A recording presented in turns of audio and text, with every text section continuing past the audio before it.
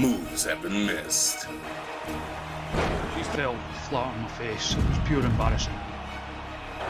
Physics have been broken. What the fuck happened there? Laws of time and space shattered in an instant. My legs. Yes, this is entertainment, but the glitches are real. Whoever you are, whatever you do, please don't play this at home.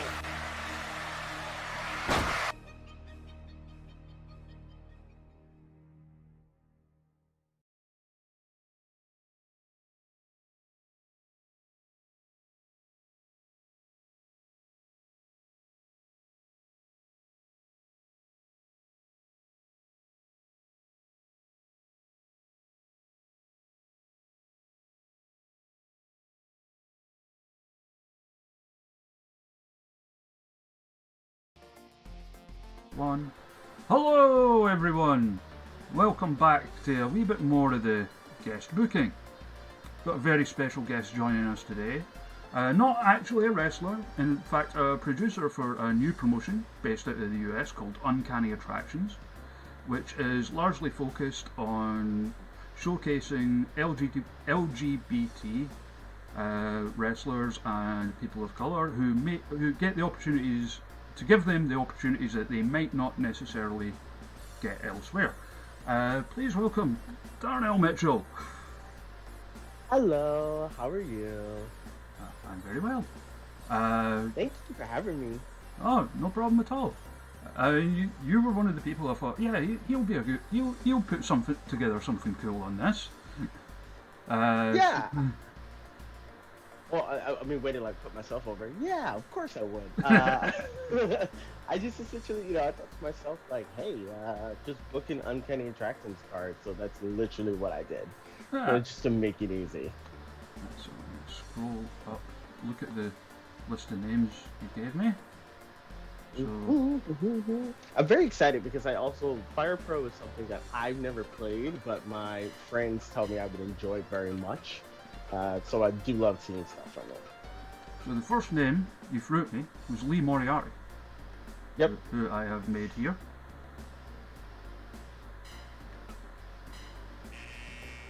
And he doesn't want to wrestle for us. And he doesn't what? He said no. He doesn't want to be on the show. Oh no! But not to worry. We have a lot. To talk to him. Next up, Awesome Kong. So like Fire Pro has like the same way WWE 2K, like they have like community creations essentially, right? So you can download whatever character that you have.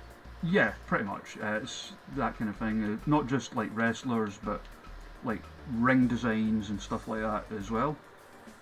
Mhm. There are a lot of really good stuff on it. Like for how comparatively basic looking the game is, people have done a really good job at making wrestlers look distinct. Yeah, I guess that's one of the things that, like, as a person who really enjoys very realistic looking things, I think that's one of the things that takes me out of Fire Pro. Even like something like No Mercy, which I love that game. It's hard for me to play it. It's also really long. I don't want all my matches to be 45 minutes. Like, give me a good squash every once in a while. Well, the good news is Awesome Kong said yes. Oh, really? Yep. That's cool. So we've got her. Hello, Max Wrestling in the chat, and El Lester. Hello. I'm assuming the WA at the end of Max Wrestling means Washington. So, hello, welcome from there. Next on the list was Effie. Of course. Oh, clicked the wrong thing there. I don't think you can do a show without Effie. This is actually, surprisingly, this is probably a match we're totally going to end up booking. This literal match. So Effie said yes. Effie has been like one of my saviors during the pandemic. Is I just watch Effie and his Twitch. and his Twitch is really like he's really good at video games. I think he's a really good He's a good I host. think he's a great person, but he's a really good host. You know, I've so really it makes enjoyed it really watching easy to them. watch.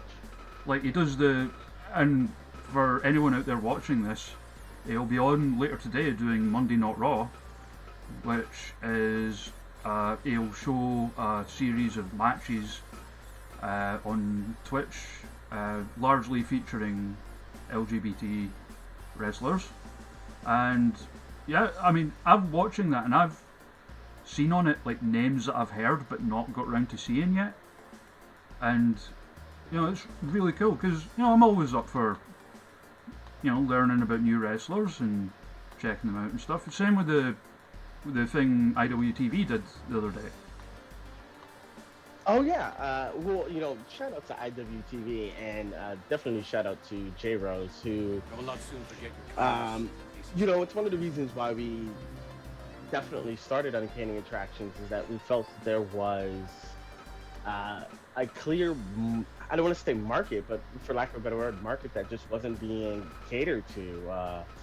We saw a lot of the same things. We saw a lot of the same people, and there were so many people who I think were kind of on the underground and right at the top of that bubble that just weren't getting a chance. And so we try to book them, and as much as humanly possible.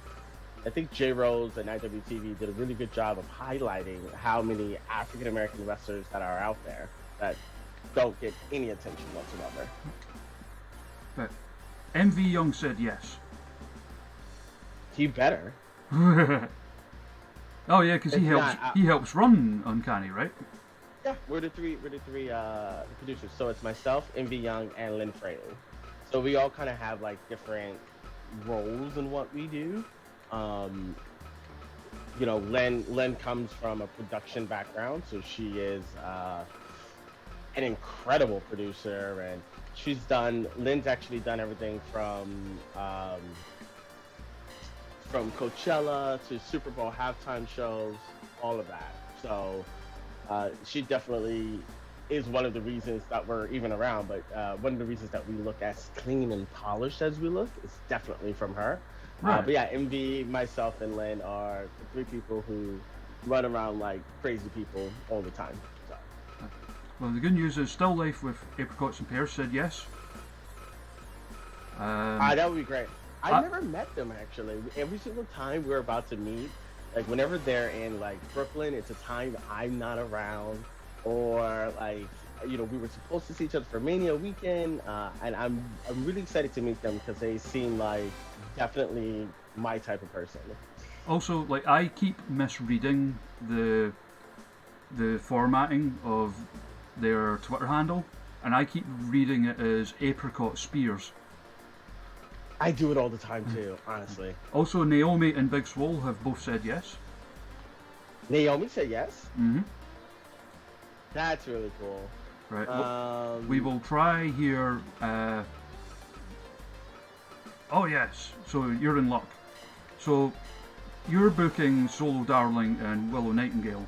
Now Faye tried to do the same yesterday but couldn't because Willow was actually injured, but she's fit now. Oh wow, that's great. Two other people who I also really, really enjoy and definitely would love to see. And this is also another match that I totally just want to happen. So I'm going to figure out for us. Well, the good news is everyone involved has said yes. So you've got all of them. Next up, Billy Dixon, who I made myself. Max is talking about in the chat, Daniel, I never know how to pronounce his last name. I think I want to say it's Macabre. Macabre. I had Macabre? Or is it Maccabee or whatever, he's awesome. Oh yeah, he's very good. I've never seen him wrestle before until I went to, I think it was Interspecies Wrestling, which I went to last year for Mania in Jersey. And I forget who he wrestled, but I was like, who is this guy? He's like so intense, and he was like, it made such a impression. I was just like, this guy's so good. It's fantastic.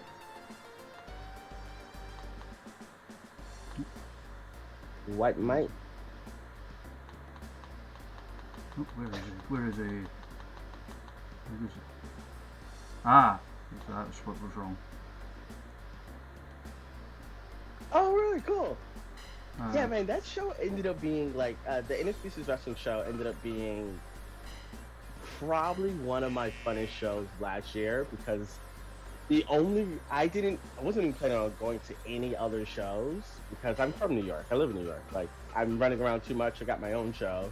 yeah. And my friend is Super Beto, and he was on the show, and he was like, "Oh, you should come." And then I got a free ticket from someone else that couldn't go to the show. I was like, "Oh, I'll go." And then it was the coolest fucking card. I don't know if I can curse. Can I curse? Yeah, of course.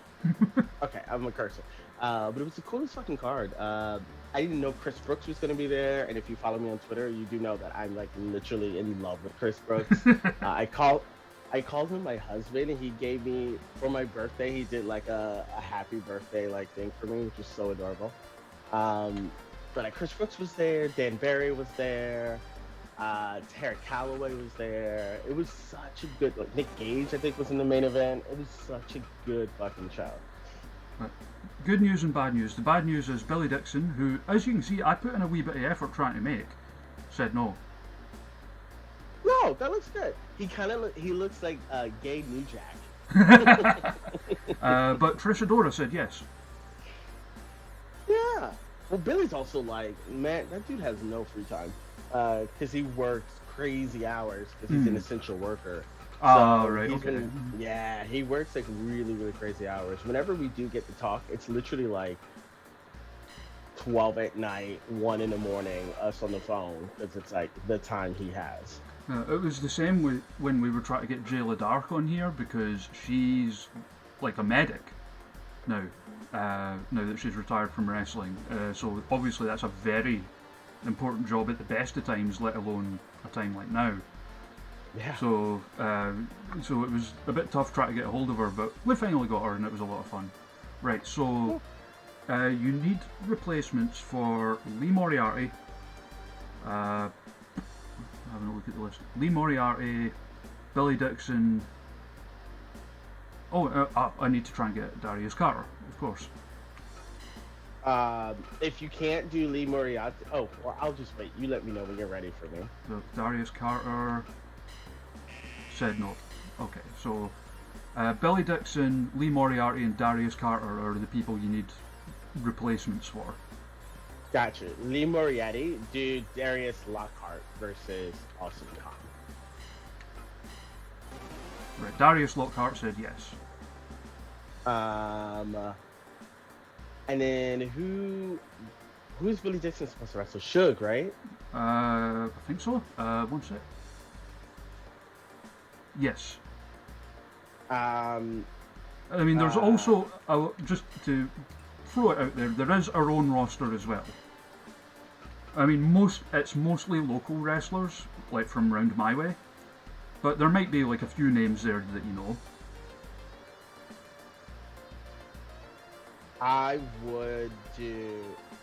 Who is this against? I'm so sorry. Should. Oh, I do. Killer Kelly. Oh, Killer Kelly. Okay, we can use her. And we needed a replacement for Darius Carter. It's Darius Carter versus Trisadora. Mm. You know what the original match I had, but I don't know if you have her, was Jacqueline. I think I do have Jacqueline. That was my original, actually, thing that I had set for her. Give me a second. I know I've got a few old school, like, you know, the sort of late 90s WWF women in there, and I'm pretty sure Jacqueline's one of them. Yeah, I saw Ivory, I saw Terry Reynolds, as you were scrolling. If you haven't guessed, there's. And if you haven't guessed, like, clearly, like, everyone that I've picked, it's like queer, person of color, that's what we're doing. It's Pride Month, Black Lives Matter. Jacqueline also said no, by the way. Oh, no. I mean, as far as people, I mean, because obviously, like, our roster being mostly local wrestlers is, you know, primarily white, because Scotland is a very, very white country. But we do have Aisha Raymond. I do like Aisha, and I actually had Aisha in for it originally, so let's go with Aisha. Plus, I will say she is an absolute sweetheart as well. She's like one of the. She seems like she would be. Well, the original charity stream that we did, give people who want them raises as well while I'm at it. The original charity stream I did, the first two people I asked were Jayla Dark and Emily Hayden, who's another local wrestler and a very, very lovely young woman as well. And basically, Aisha, I had only ever met a handful of times in passing before that. And, just like usual stuff at shows, like, hey, really enjoyed your match kind of stuff. Yeah. And she actually messaged me and like added me on Facebook and stuff, like offering like, hey, I'll help out with this if you want. So, and that's just the kind of person she is. So yeah. I can't say enough nice things about her. As a person who has no idea what the fuck is happening, what are you doing right now? What's the salary? Is this like GM mode, like in like the old kind of, SmackDown yeah, versus Raw? It's got elements of that, yeah. So in this mode, we basically run our own promotion, and I'm just sorting out the boring bits before we get like going that I forgot to do before we started the stream. Just so that we're actually making money. We're making T-shirts. Yeah, that's cute. And masks and everything. We've got sponsors as well. Cola. I feel like I would like this game. Right, so that's all that end of stuff. How's everyone in the chat doing, by the way? You all good? You all doing well? Thank you guys for joining us. Yeah, I mean, I know this is quite an awkward time for maybe some of the American or people on that side of the pond at least, but... I don't know, we ain't working. We all unemployed, dude. We got shit to do. So, let's book us a show. Alright, so I'm going to... because I've accidentally closed it, I'm going to bring your card up again. So, your opening match was due to be Lee Moriarty, who unfortunately said no. And you said you were replacing him with Darius Lockhart.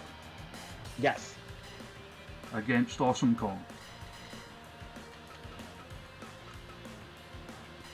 Oh, that's cute. It just saves everyone. Look at that. Look at technology. Yeah. I mean, like, the Fire Pro series has been going for many, many years, but this is by far, like, of the ones I've played at least, on this side of things, is the strongest one. Next up. You know what it is? I think I literally just realized this right now. I think some of my apprehension about the game is because the reason why I know this game is because there was this guy who I had such a crush on, and then like 8 years later I figured out he had a crush on me, and I was at his house, and this was his way of flirting with me, was me sitting on the couch watching him play Fire Pro. And I was like, I'm not sure if you want to sleep with me or you just want me to leave. So I was very confused because wrestling fans don't know how to flirt. So I was just very absolutely confused. not. No. I mean, and I say, like, I've been in the same relationship since I was like 18, and like, if I, knock on wood, ever found myself single now, I would have no idea what to do. It's one of my oh god, I'm such a weirdo. One of my favorite shows is First Dates. Do you know that show? I've heard of it, but I've never seen it. It's like a UK show, and they just basically people go on first dates, and they set people up, and it's about who like makes it. And I will watch 50 episodes a day because I'm fascinated by the idea of people's first dates. Because it's just sort of weird. It's kind of like you're on an application, like it's a job interview. Yeah. It's like, let me sell you the best part of myself. And if you haven't been in a relationship, I mean, if you've been in a relationship for a long time and you break up with your significant other, at that point, you're already having so many doubts about the best part of yourself. I just think it's fascinating. It's a wonderful take on culture and life, even though it's just a dumb reality show. Fred is a great show. Fred is the best. It's so fucking good. Yes, White Mike. White Mike is he's a part of a tag team with Timmy. It's they're called the Gym Nasty Boys. That is what they go by. Someone in the chat is like White Mike. Like they actually got their first booking on the stream yesterday. Faye booked them because back when we had Shug on, Shug was one of the first people we had on the stream, and he wanted them, but nobody had made them yet. But now someone's made them. And who was it? Killer? Did you say Killer Kelly versus Shug? Yeah. I like that. And Shug actually has a title in the game. So, because in the game it allows you to do cross-promotional shows. And one of the things that it makes you do for it is, like, in one of the matches, they put their title on the line, but you have to put your title on the line in one of the matches as well. And Shug actually, we got challenged to one, and Shug actually won the AAA title. So... It's because Shug is the best. So, should we put the AAA title on the line against Killer Kelly? I have faith. I mean, Killer Kelly's on our roster anyway, so the title's staying with us. So... Next up was supposed to be Darius Carter. You said replace Darius with Aisha Raymond. Yes, Aisha Raymond versus Trish Adora. I'm sorry, what is your name? I'm looking for your name, I just saw it. Oh, El Lester. I hope that your wife, after you told her that, I hope she loved you even more. Because that's actually a really sweet thing to say to someone, and a really good line. If you don't mean it, it's a good line. If you do mean it, that's great. Also, El Lester, and I say this every time, but very, very talented man. And we'll come on to this in a second. Right, and main event, our boy Sonny Kiss against... Which, that's actually one of my things I'm so sad about for the Mania show, was that our main event was Sonny versus Effie. And they've never wrestled before. Really? They've never been in a ring together before. They've never put their hands on each other before. And it was going to be the first time ever they wrestled. And it's funny getting AEW talent for stuff, because you have to go to the talent guy who's a wrestler. I don't know if I should say who the wrestler is, but it's a wrestler who works for them. So it's we're thinking oh, this is the guy that gets to decide whether or not you can be in our show, and that's really funny to me. But I think it's one of the best things about AEW is that Sonny's been on all of our shows, so they're quite open to that kind of thing. Yeah, which I thought was pretty cool. It wasn't too much of a hassle. Just just protect them, and that's pretty cool. So we also we have 2 spare match slots left, and we do have a title that needs defending. So Rosemary hasn't defended her title, right? Rosemary is our champion, and look at this. I would like to thank El Wester in the chat for making that Rosemary face paint face in the game for me. That was very kind of him, and I'm really appreciative of it. But it would have... Yeah. It would need to be someone from our roster. And she's on quite a winning streak right now. Oh. We've got Miro, the former Rusev.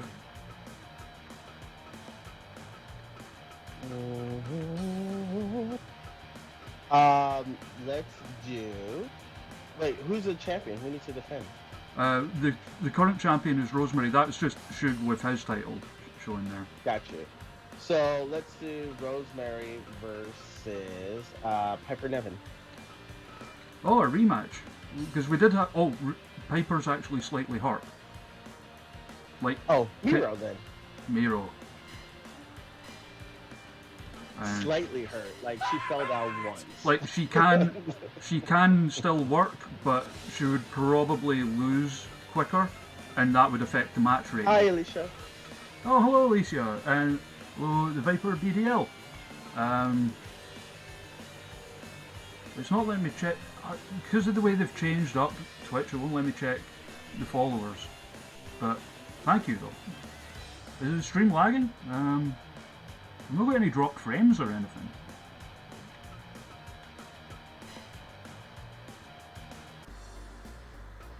Right, so... And we'll send everyone else out to other companies first, just so that they're not sitting at home getting pissed off.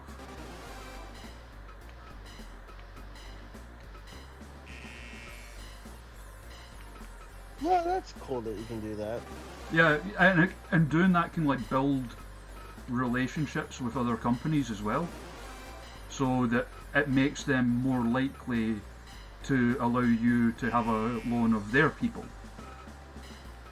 That's so smart.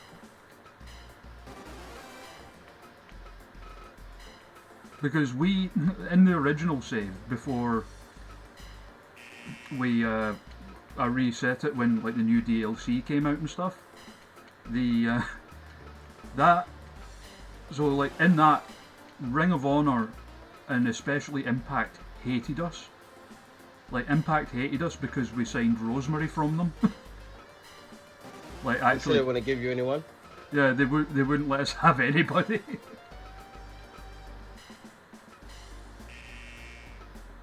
Are these three guys that are sitting at the thing actually someone, or are they just three random guys that they drew? Which ones?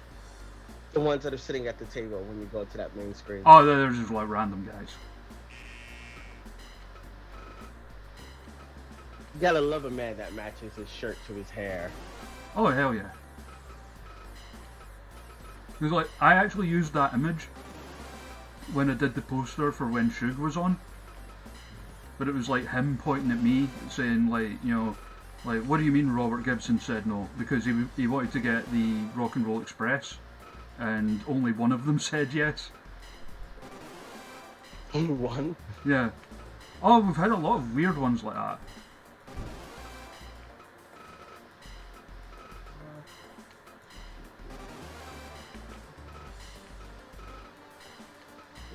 I really like the music. Really reminds me of Sonic the Hedgehog 2, and I don't know why. It's a very specific reference. Oh, I mean, I get it. I can hear that. Right? It does. I feel like Tails should be following me slowly because he just died like 75 times. But all things considered, I think you've put on a solid damn show here. Thank you. You would almost think I was a booker for wrestling. Almost.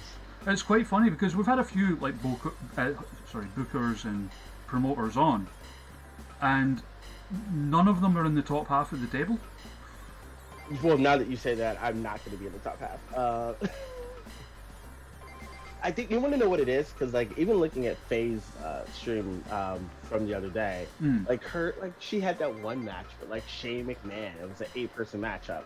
My problem is that I booked this like I would book a normal show, and like other people are booking it just to have fun. So I think that's probably why promoters don't do as well, because we're overthinking it. Yeah, and it was the same. We had Alan from Discovery Wrestling, who's like they're like one of my local promotions. We had him on, and he was trying to mainly doing what you did, where he was trying to mainly focus on people who have actually worked for at some point or other for Discovery Wrestling, even like imports, because they've had people, you know, like the Young Bucks and Kenny Omega there. So, but mostly local people plus like, you know, basically people who have in some form or other appeared for Discovery Wrestling. Who are a good company, by the way. People should check them out. Right, so opening match. So you've got a good card here, I think. Darius Lockhart versus Awesome Kong. Effie and MV Young versus Joshua Wells and Still Life. Candy Lee, versus Hana Kimura. Naomi versus Big Swole. Solo Darling and Willow Nightingale versus the Gym Nasty Boys. Killer Kelly versus Shug D. Aisha Raymond versus Trish Adora. That would, like, that would be a really good match, though. Like I had only heard the name until like the other day, until like Darius. Trish Adora? Yeah, I hadn't actually seen her. I only knew the name, and then like when Darius posted like the pictures of her with the title, I was like, she looks really cool, and I went on YouTube and looked up a bunch of her matches, and that was actually why I made her in the game. Her move is a clothesline that's called the Lariat Tubman. I'm sorry. I know, I've put that in the game. You cannot have a better move than that. That's so good. We got Sunny Kiss Faye Jackson and Miro, former Rusev, versus Rosemary for our title. Yeah. Yeah, the closest one is, there's an English wrestler you might have heard of called Gene Money. Yeah, I know. We follow each other. I've seen him wrestle for a bunch of UK shows. He's really funny. Oh, he's hilarious. But his one's really good. His one's called the Ainsley Lariat. And it comes from, if anyone doesn't know, Ainsley Harriet is like a cookery show host here in the UK. And at the time when he named it, Gene was part of a Bullet Club piss take faction called the Buffet Club. That was all. I'm sure that was also where his nickname Sexual Gammon came from. He's so good. I don't think there's a bitty like I hope people don't get really mad when people say this, but I don't think there's anyone better than like a comedic wrestler. Oh god, I agree. To be a comedic wrestler, that means that you actually have to be good at everything. And I think it's harder because he's got to be able to adapt himself at all times. He's really, really good. That's the thing, like, Gene's a very good wrestler who just happens to be hilarious as well. Like, I actually saw him just the other month. He actually had a serious match.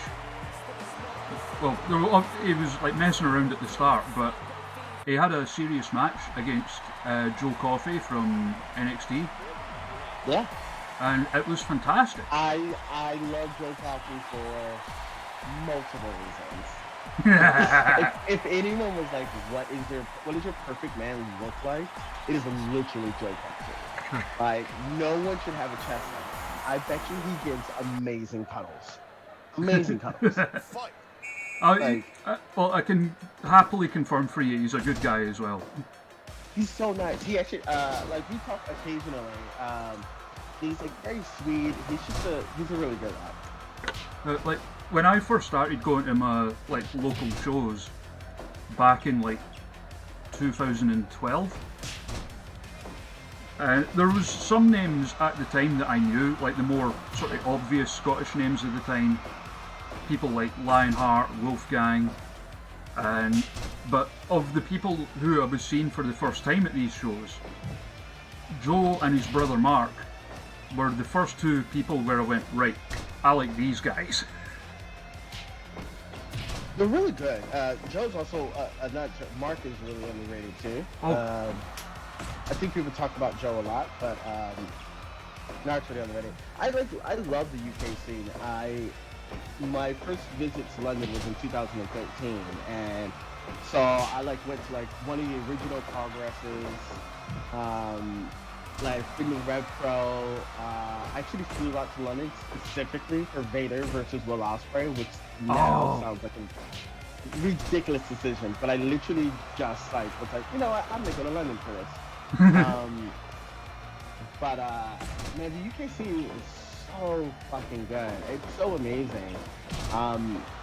Even a company like Riptide, Riptide's one of my favorite wrestling programs. Oh, and it's I love really them. weird to see like Chuck Mambo. I love Chuck. Chuck was literally one of the first people I met in England. At his first wrestling match, I got to sit, and to see him kind of go to where he's gone is pretty amazing. Oh yeah, I'm unfortunately, because I don't really get to go to, just because of money and stuff, I don't really get to go down to shows in England. But I've only seen Chuck once because he doesn't really come up here that often. It was for a show, it was a few years ago. It was Jimmy Havoc was out injured, so there was a few people up here put on a one night tournament with money to try and help him out while he wasn't able to work, basically. And one of the matches, it was a Team Source Wrestling School, which is one of the main wrestling schools up here, against a team progress wrestling skill. Mm-hmm. So it was, who was it again? It was Christopher Saint, Lewis Girvin, and another guy who I don't know if any, like what became of him, if he maybe dropped out or whatever, but I've not really seen him since. And it was them against Chuck Mambo, William Eaver, and what's his name? Jack Sexsmith. Oh yeah, great. All three people. Well, let me continue. I did get to see William Weaver's actually one of his first matches too when I went out there. It was always very nice to me. But yeah, and Jack Sexsmith is a goal. He actually sent me his shirt that says Rainbow Road. Oh, okay. It's like him, like, but it was released in the UK like months before America, and he sent it out to me early, and I was just like, it's so sweet of you. It's so nice. Yeah, Vader Ospreay. It's so weird to think about, like, that was a thing. Was that Vader and Will Ospreay were tweeting each other. Now I can't see Will Ospreay's tweets because he blocked me, but neither here nor there. Same. I was like, and then, like, I saw a picture of him the other day, and I was like, yo, this dude looks great, man. I haven't seen him in months because of that. It was actually it was a super fun match. It was really weird. I mean, I like showing my age here, but like I was a Vader guy from like back when he was in WCW. So yeah, like I feel like we're the same age. I think I'm slightly older. I think I don't. In fact, come to think of it, I don't think I've had any guests on here who are older than me. How old are you? I'm 37. Okay, a little bit. A young 37. Yeah, it's only the last couple of years that I've actually started slightly looking my age. I was always like very baby-faced until I hit like 30. Yeah, it's like once you hit 30, it's like all goes downhill from there. Like I still used to get ID'd for like booze and stuff when I was like 30, so... Occasionally I get ID'd, but it's also just a... it's also just a dickish New York City thing where I'm like, dude, I have a full beard. A full beard. Hello. And the cats come to say hello. I think my favorite thing about these games are the referee's hands. Oh, that's my senior... It's continuous jazz hands. Yeah. That's my senior official, Big Hands Johnson. I mean, of course. I literally just thought of the name Big Hands Johnson and just decided I had to make him. So now what happens? We figure out a match. Oh, we got a 91%. Yeah, so a good solid opener.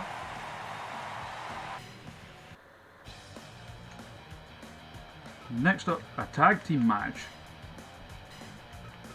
Effie and MV Young. Wait, are these like songs I played during? I just saw Green Bella and I was so excited. Oh yeah, it is the song that plays during the match, but like all of my background music and like the wrestlers' themes are in the same folder. So that's why it was just like I scrolled too far and went into the bit where it's like the wrestlers' themes. I was like listening to Brie Mode for like 10 minutes straight is amazing. Not really. I don't want to subject anyone to that.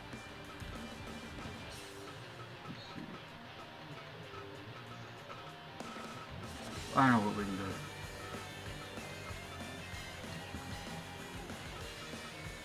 So then against our lovely young Joshua Wells and Still Life with Apricots and Pears.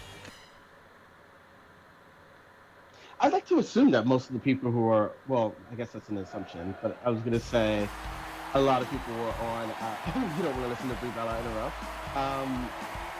A lot of people are from, I don't know where people are from, but if you're not from America, all of these wrestlers are awesome. That's the moral of the story. I really liked having Joshua on, he's a good lad. He's so sweet. It's like really annoying.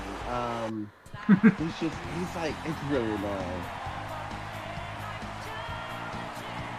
Look at that still life is so good. Yeah, I didn't make the still life, by the way. It's so good. The only people in this match that I made are Joshua and MV.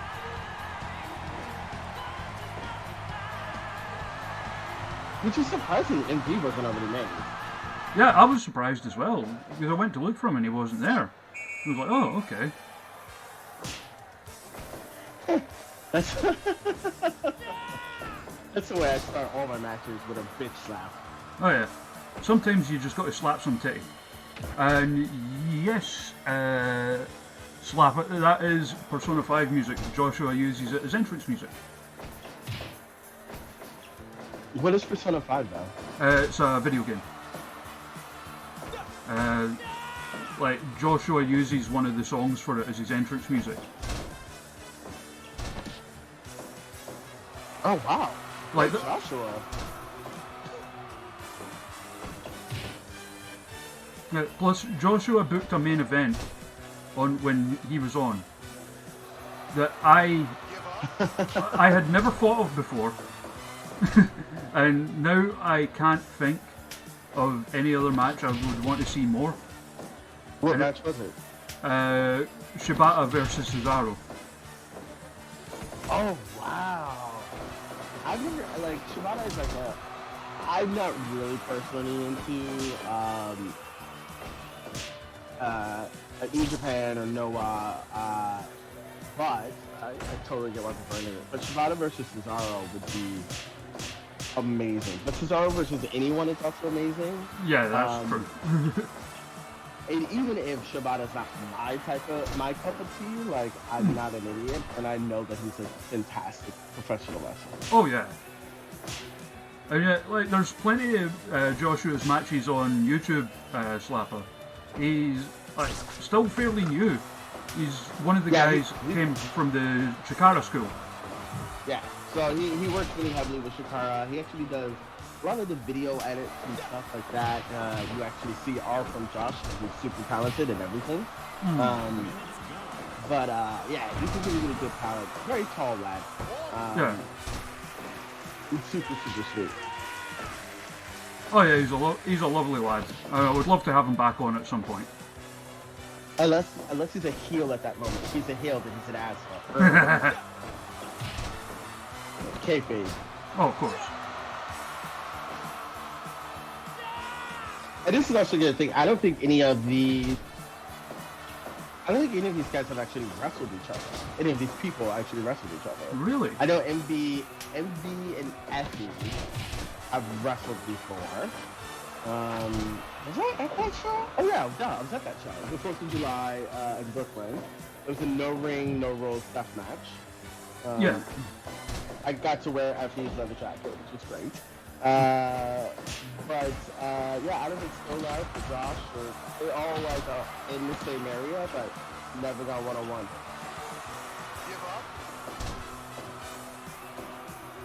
Now, this is the first public outing for my attempt at making MV as well, so. He looks really good. I love how fluffy his hair is. Yeah, I had to get that right. Okay, but Joshua is kind of like whipping everyone's ass, though. Yeah.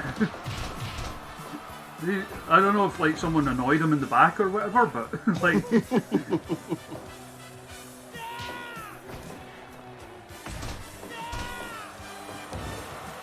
What are like the major companies, independent companies around you?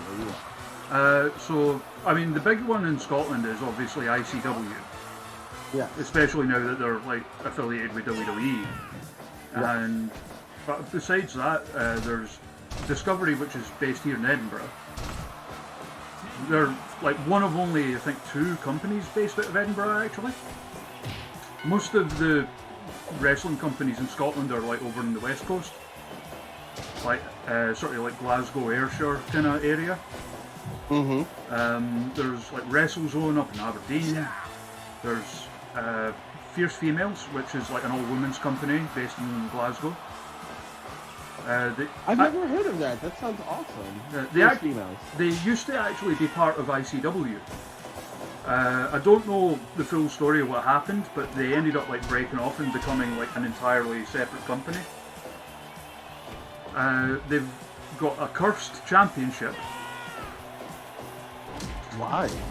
Because everyone who's ever won it, after losing it, never appears for the company again. Oh wow! And it's just by chance, because like the first champion was Kaylee Ray, and like when she lost the title, it was round about the time that she was starting to get booked in like Stardom and booked in Japan more, so she was always like very busy. And then I thought you said Kylie Ray. I was like, no, Kaylee Ray. But I was like, no, Kaylee Ray, Darnell. They just have very similar sounding names. She lost it to Viper, and when Viper lost it, it was the same kind of thing. You know, like getting booked more in Stardom and NXT UK and that kind of thing. So, I blame Vince McMahon, to be honest. Sorry? I blame Vince McMahon, to be honest. She lost it to Jayla Dark, who basically when her last defense was like kind of like win, lose or draw, I'm like retiring. So she's done. Then Sami Zayn, she's got like other stuff going on in her life right now, so like she's not appeared with the company, and the current champion is Giselle Shaw. Ooh. You know who I love? What's her name? Aaliyah James? What I've seen of her, she's really good, yeah. And she's like only been wrestling for like less than a year or some shit. Like, how are you that good? It's really frustrating. One of the people from this place, like or round about this part of the world, that I would recommend keeping an eye out for is Amy Alonso. She's still Amy Alonso. Yeah, she's Irish. She's one of the OTT girls. She's still very young. She's only like 20, but like very good already. Very charismatic, and like moreover, just an absolute sweetheart of a person as well, which is always a good plus.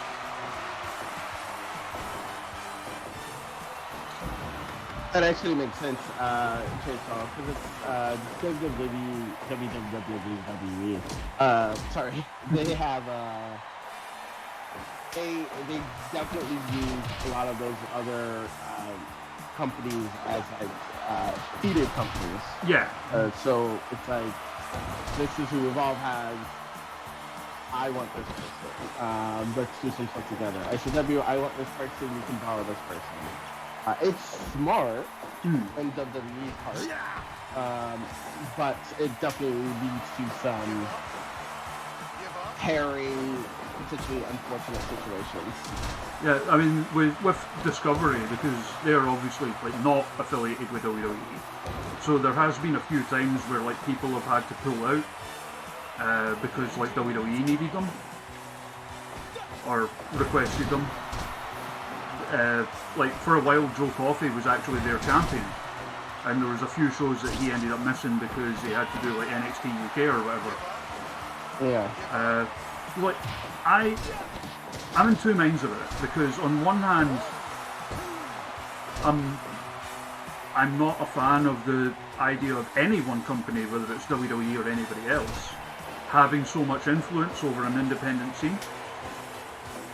But on the other hand, like people like, like the Coffees, Viper, Kaylee Ray, seeing them being able to make a better living doing what they do is a good thing. Yeah, right. It's the idea. I try really hard, especially I try to definitely kind of shut the fuck up. Yeah. About certain UK wrestling stuff, because I also like not my scene. I live in New York City. Like I don't have the joy of going to, seeing these people live in person and like feeling like I'm losing that. But I just try to really remind myself that I don't pay these people's bills. Mm-hmm. So if they find that is the best decision for them, that's great. I do not like wrestling companies having to close down. Because I want everyone to have a job. I want all the crew to have a job. I've never wished anything bad for any wrestling company, unless there's like one wrestling company I wish bad on, but that's just with the promoters and all for human beings. But everyone else, yeah, get paid. Whatever you gotta do, man. I'll deal with it. Personally.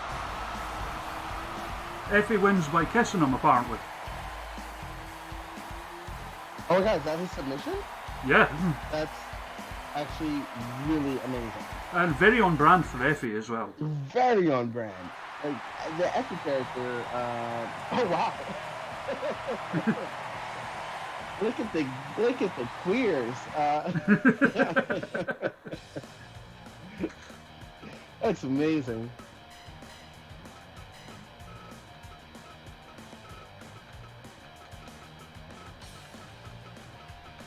Like, most of the background musics I have are like, they're either from like other games, or like it's music from like old cartoons or 80s movies or whatever, or and there's just some general synthwave stuff in there as well.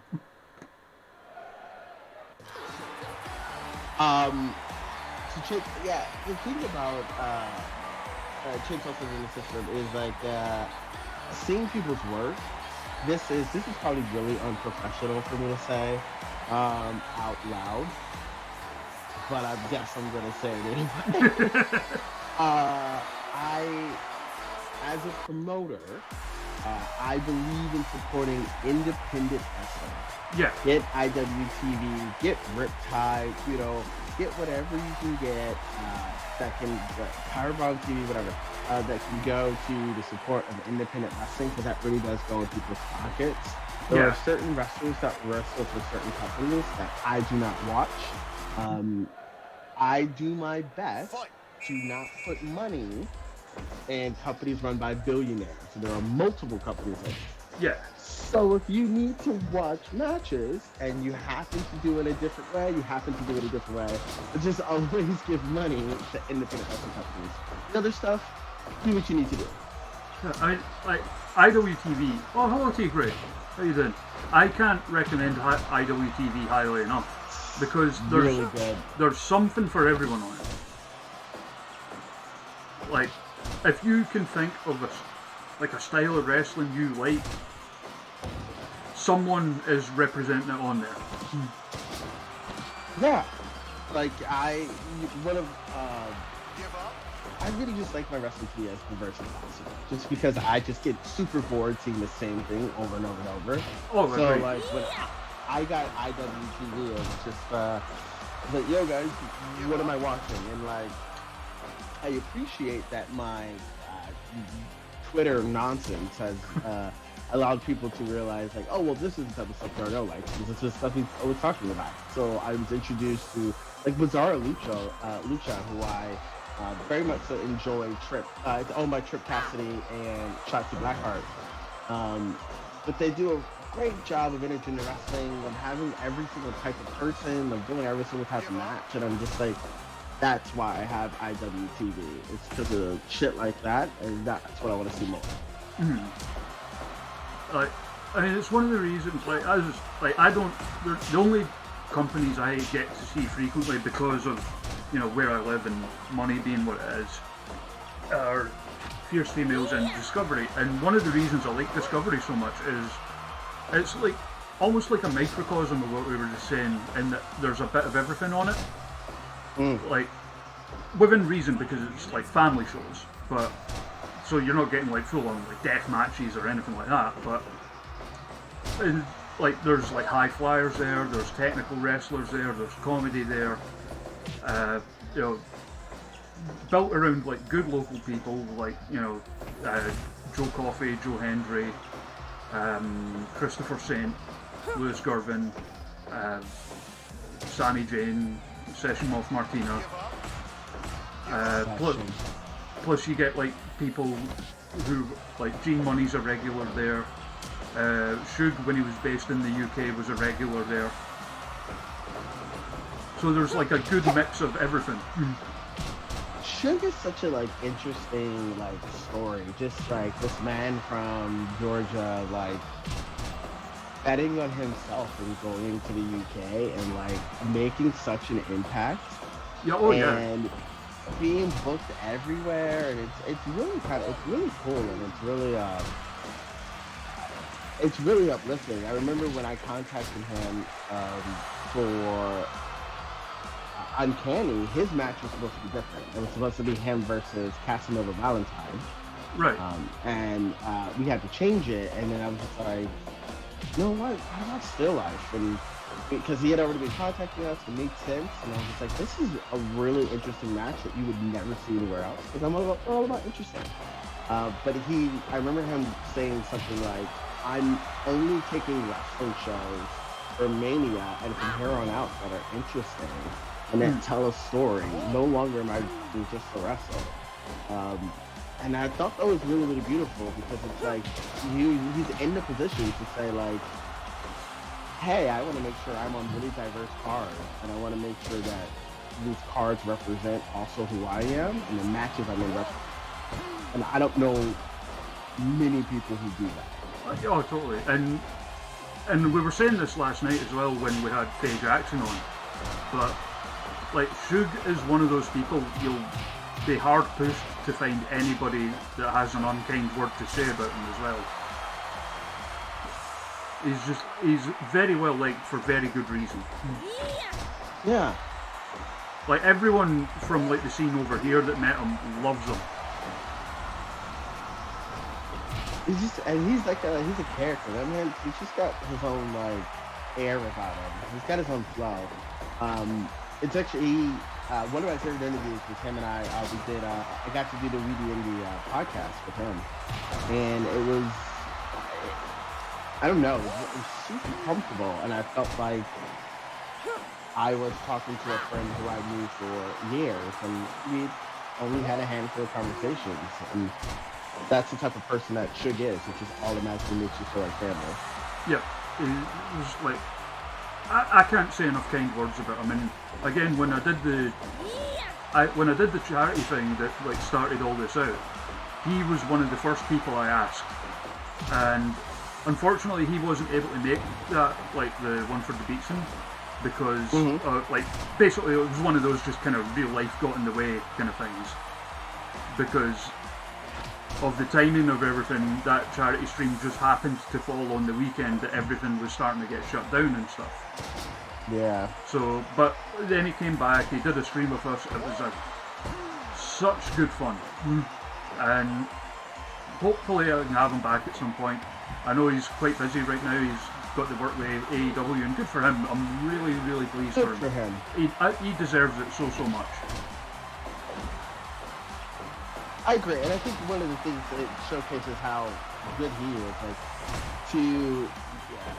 sure, we can get, obviously, AEW picked him, so, like, you gotta give him credit, but, like, he was the one that took it and ran with it. Oh, yeah. Like, ran with it.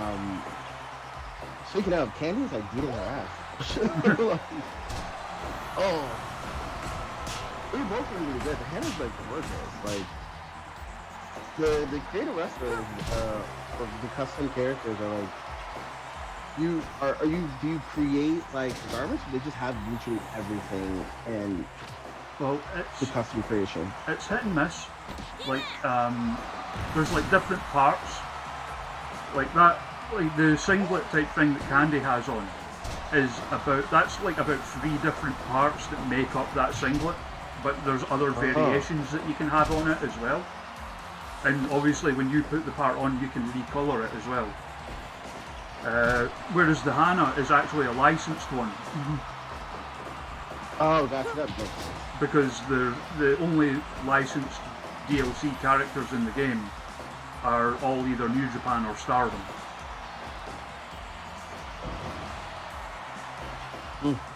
That's why her attire looks so good. Because they're like, oh no, we actually made this. Yeah. Oh, it's like Dakota. Like when I was watching you and Candy on the stream. Sorry? Dakota Ibushi. Oh yeah. The Kota Ibushi was But a I was licensed like, one as oh, well. his muscles look great. And then I realized, oh, it's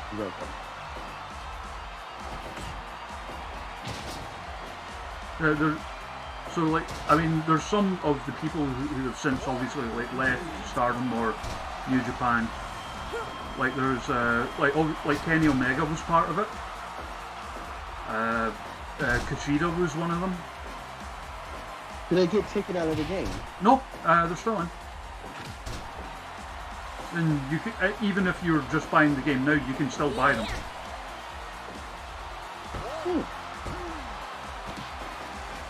Oh, well, that was a cocky ass pin. Yeah, I mean, she's beating people with that pin. Stardom is something I've never seen. I've seen matches in Stardom, but I've never seen a full episode of Stardom. It's just shocking to me. I think you'd dig it. Eventually, I'm going to. Oh, I know I would.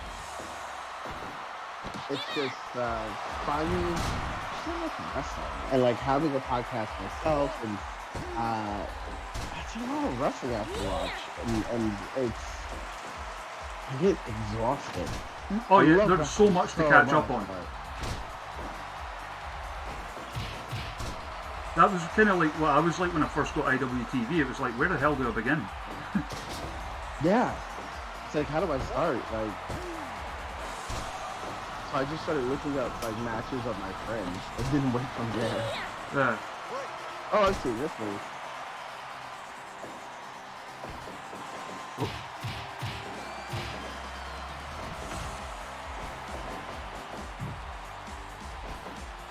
These two are like just tanking each other right now.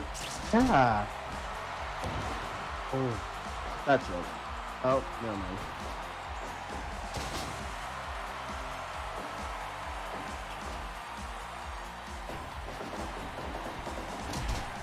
Oh, wait. they done good. Is Cannon's finisher even?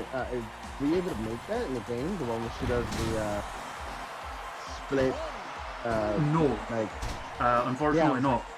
But the next DLC for the game, which is going to be free, is actually a thing that lets you create your own moves.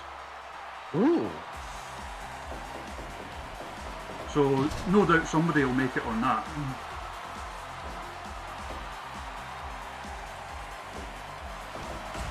One of the things one of the things I want to do with it, in this game they have, you know, like the John Woo dropkick, the shotgun one that Finn Balor does, Yeah. where he sends them flying. I want to take the cell from that and apply it to just like a bunch of regular strikes. So it can have like a big guy that just like hits people and sends them flying. Oh, her poor back.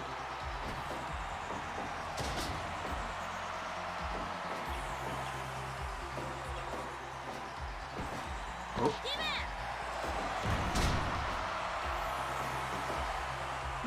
One. R.I.P. Candy's neck. There you go. Yeah. Oh, we love you. We miss you, Hannah. Yeah. I mean, Oh, I'm kind of like, with Stardom, I won't like catch up with it intermittently. But it was one that hit me hard because, you know, I've been close to that point myself, and I know a lot of other people that have as well. So it's one that really hits home, and it's a tragedy. No.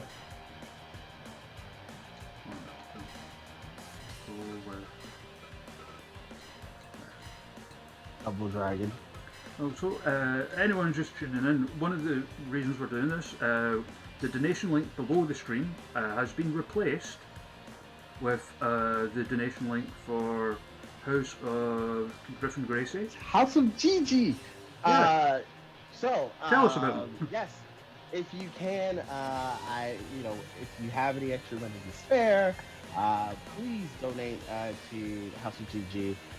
As a Black queer person, I think it's really, really important that we make sure we talk about and support, especially trans women of color, because we wouldn't have Pride Month if it wasn't for Marsha P. Johnson and her throwing that first brick at Stonewall. It was her riot. It was her saying enough was enough, that allow us to be where we are today. So I would love if you can to donate to them. It goes to trans women of color, specifically in the South, and it helps them with all of their needs and housing, which is really, really great. And as a person from the South as well, that means a lot to me. Yay, if you can, that'd be great. Yeah, I mean, like, so basically, yeah, if you're tuning into this and you're enjoying this, ordinarily, you could like subscribe or donate to the channel, but I would just encourage you, to donate to them instead, if you are able to do so. And not that I don't appreciate when people subscribe or gift a subscription, as Chainsaw has just done there, but I do very much appreciate that. But if you can, help them out, because organisations such as that need all the help they can get at the best of times, and especially right now. So, and even if you can't, maybe like share the link about, maybe you'll know someone who's able to help them. Like, I think that's one of the biggest things, especially right now, as we talk about, like, what can you do with your platform? What can you do to actually help? Is, like, it doesn't always have to be monetary value. You actually talking about something does a big deal. You sharing something makes a big difference. You talking about an article that you read. And I think it's even more important. This is just me personally. I think it's more important that we really, really give and we highlight lesser talk about charities. Obviously, like, I believe in Black Lives Matter. Of course. They literally just got $2 million from BTS and John Cena. Very important, but there are also other parts of that are also equally as important. So we need to make sure that we're giving to very specific things as well. Yeah. I mean, spread out the love. I'm not in the position where I'm able to, like, obviously donate to everything I would like to, but, whatever modicum of a platform I have, I've been trying to use it to, like, help people, especially now, between it being Pride Month and all that's going on in the world. There's a lot of places out there that need help, so whatever little help I'm able to do, happy to do it. Yeah, every little bit counts, and I think sometimes people get really worried about the idea of this isn't enough. This isn't enough. If you donating $1 can make the world.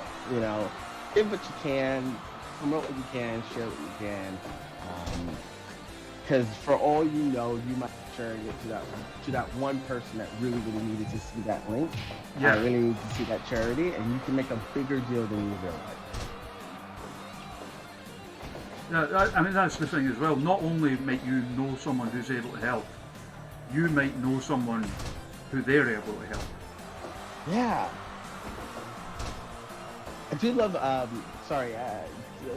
kind of side tangent, Big Swole's gear in this, because I love that she's been just wearing all Power Rangers gear lately in AEW, and like X-Men inspired gear, which I'm always about. And Naomi's natural hair, look at this. I didn't make either of these, by the way. Like, anyone who's like WWE, AEW, stuff like that, they were already made. Yeah, that makes sense. It's like the first people that are put on like WWE 2K like streams. It's like the first day there's gonna be a Jeff Hardy. There's always going to be a CM Punk, and there's always gonna be a CM Punk. Yeah, T-Gray, Twitch has been acting up a little bit recently, just with some of the updates they've rolled out. I know, like, I noticed earlier I've got a few new followers, and bugger me if I can actually find the bit to see who they are. But whoever it is, thank you. Genuinely appreciate it.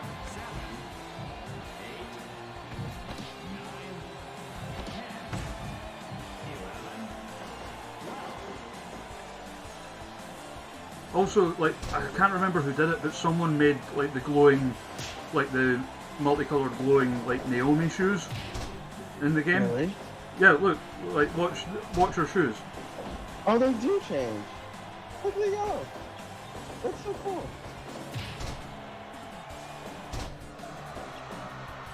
It's crazy to think this is also a match that we could have gotten. I'm really shocked that WWE didn't think it was ooh, nice. Hitler moonsault. At WWE they think to hire Vince Role. He's so incredibly talented, so creative, one of the sweetest people I've ever met. Like, legit sweetheart. She was on our Mania show for Uncanny last year, in a three-way triple threat tag team match. So like, it's crazy they didn't capitalize on her, because her and Naomi would be incredible. Oh god, yeah. I mean, she was one of those people. I only became familiar with her like through AEW, and it was like, oh really? Yeah, and it was one of those kind of like, where's she been hiding kind of thing? Because I'm not as up on some of the American indies as I perhaps should be. So, Makes sense. So she was new to me, and it was just like, say you can't say that, because using that, then we should be much more in tune with the indies that are going on in the UK. So it's not your fault. It's all of us just being a little bit outside of our own bubble, so to speak. Like, Nyla Rose I was already familiar with. Mainly, how were you familiar with Nyla Rose? Yeah. So like it came about because she followed the Wrestling Without Context Twitter, like quite a while ago, like long before AEW.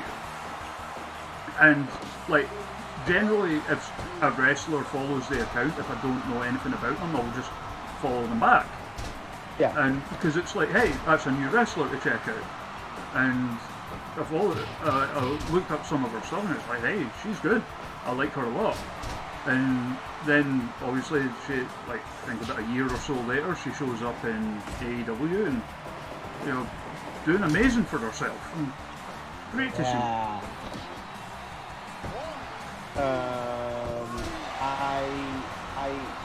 It's so weird. I used to work for a company called Capital Wrestling, which is based out of Hoboken, New Jersey. I did the podcast for that company, and I just did really small things around the place. But like, Sunny Kiss was our champion, right? And that was a quick match. Sunny Kiss was our champion, and Nyla Rose was in our tag team division, right? And she is. It's funny to see her on TV as this big menacing person, because like, in real life she's one of the funniest people I've ever met, and nothing but like joy. So it's like, when you see her and her wife like share all these funny memes and being silly, like, that's her. And it's also an unfortunate thing, because she's a tall lady, she's a bunch of muscle, like. She's probably only ever going to be in that role of big, menacing enforcer, when she could be doing so much more. Oh yeah, I mean, that's one of the other reasons I'm glad I did follow her, because she's funny. She's so funny. Like, and like, she's got the same kind of sense of humor and jokes that I do. The ones that always make Jayla Dark go, "Shut up, Adam." Those ones. But yeah, like, I would love to have her on here at some point. I actually tried to get her for the Beatson stream, and it just kind of didn't happen again. Like, life got in the way, kind of thing. But I would love to have her on here at some point. I think that would be an absolute hoot. I think she'd really enjoy it. I think she'd be really good at it, and I think she'd come up with like really interesting, random as fuck matches. Because that's who she is. When I asked her to be on the Beatson one, she was like up for it, but again, just kind of life got in the way, unfortunately. But Nyla, if you hear this, the offer is always open.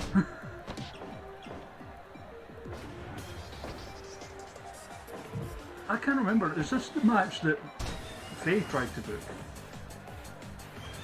No. You said Suge originally had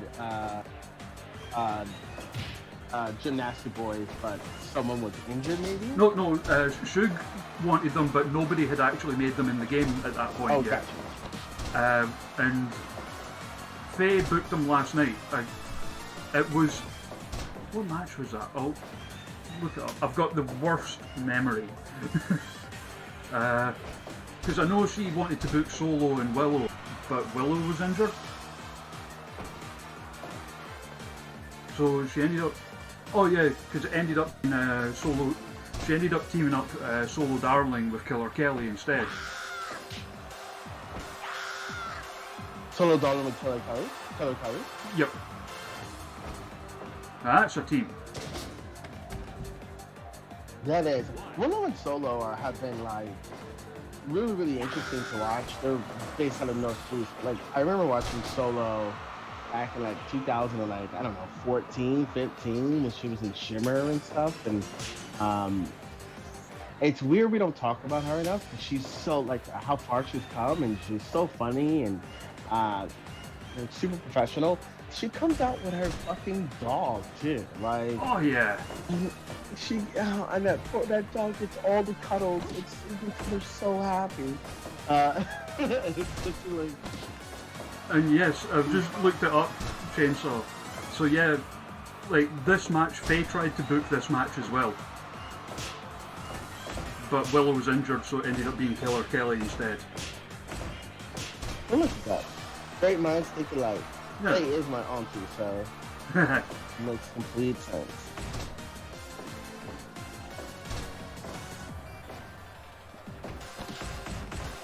There's a lot of purple in this, and I don't know if they meant to do that by.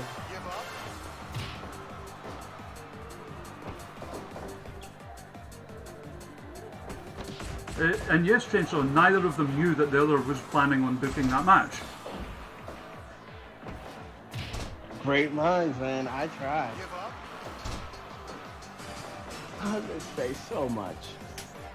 Oh, that was great. Like, because I never spoken to her before, approaching her to be on this.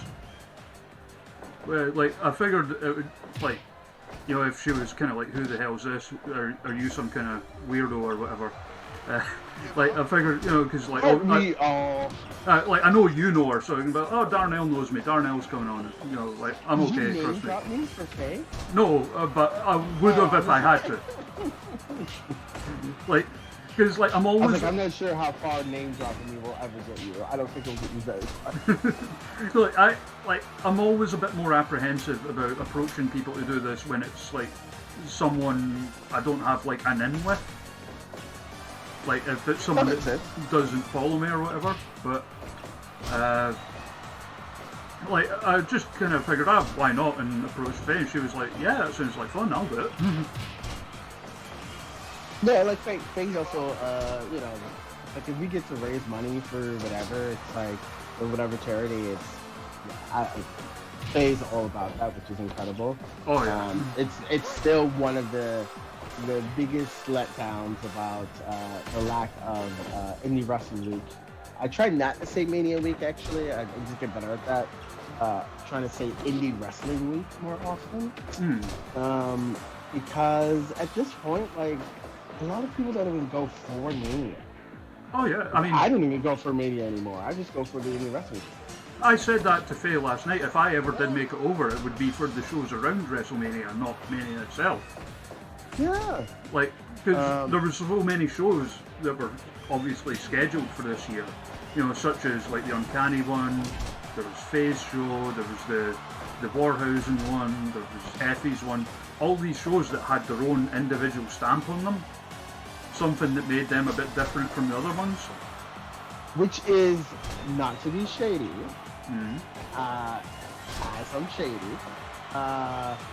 It was very, let's see, how do I be correct with this? There were 100 shows, and I think 10 of them looked different. Yeah. I'm happy that our show was a show that looked different. I mean, even look at our poster. Thank you, Lauren. Like, it's fun. This is fucking wrestling. They're in sparkly clothes. Yeah. Everyone takes themselves a little bit too seriously, but there were certain shows where I was like, I cannot tell the difference between this show and the other shows. It's literally all the same people. I think that primetime wrestling was going to put in something really, really fun for everybody. Faye was going to do something really, really fun for everybody. Ashley was going to do something really fun for everyone. AJ Gray for the culture. Oh yeah. I knew I was forgetting one. Yeah, I know this isn't talked about as much, but I was really excited for this show. It was gonna be Nick Iggy, his karaoke show. It was All gonna be right. a karaoke tournament with like 2 matches. Like Marco Stunt was gonna do it, and like Simon Gotch from like Bald Villains formerly.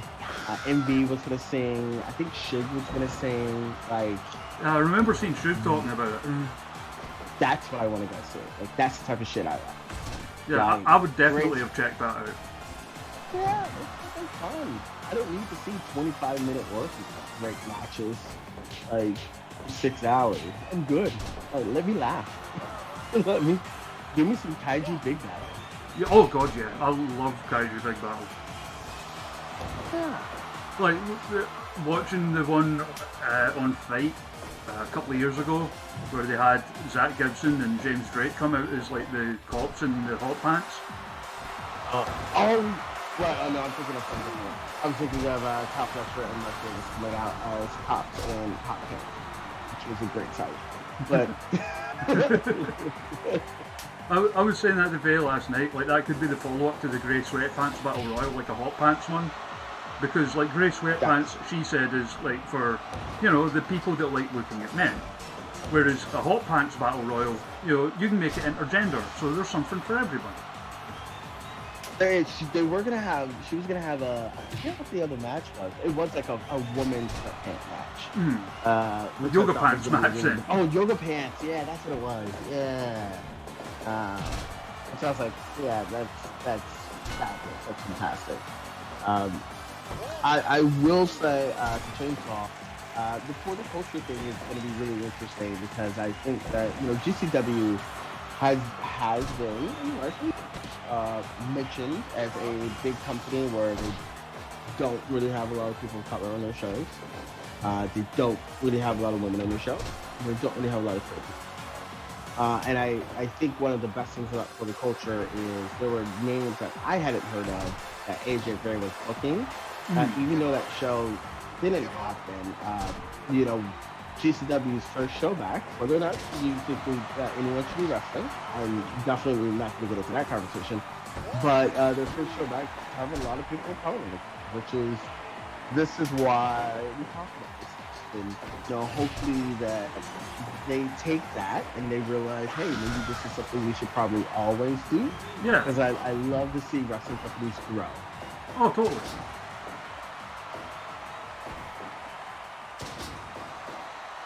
Oh, cartwheel. Oh, it's so good. No, it's literally him. Yeah, I didn't make any of these ones, by the way. These were all other people. And Tim's a big boy, and he does like shooting star presses, like hurricanranas, like huge front ropes, and I'm just like, what the hell? Oh.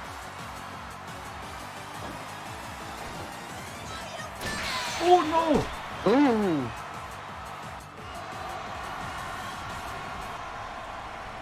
What was that knockout? Yep. Oh, that's cool. Hi, Willow. So like that happens sometimes. Every wrestler in the game, there's a chance that when they hit their finisher, it will result in a KO. Which will result in a referee stoppage. I mean, it's a very slim chance, but it does happen. But then there was like when we had Killer Kelly on, so she booked 6 matches, and the first 3 matches all got 100%. Oh wow!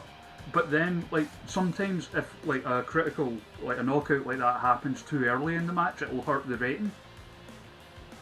So like then her last 3 matches all had criticals in them. Oh no!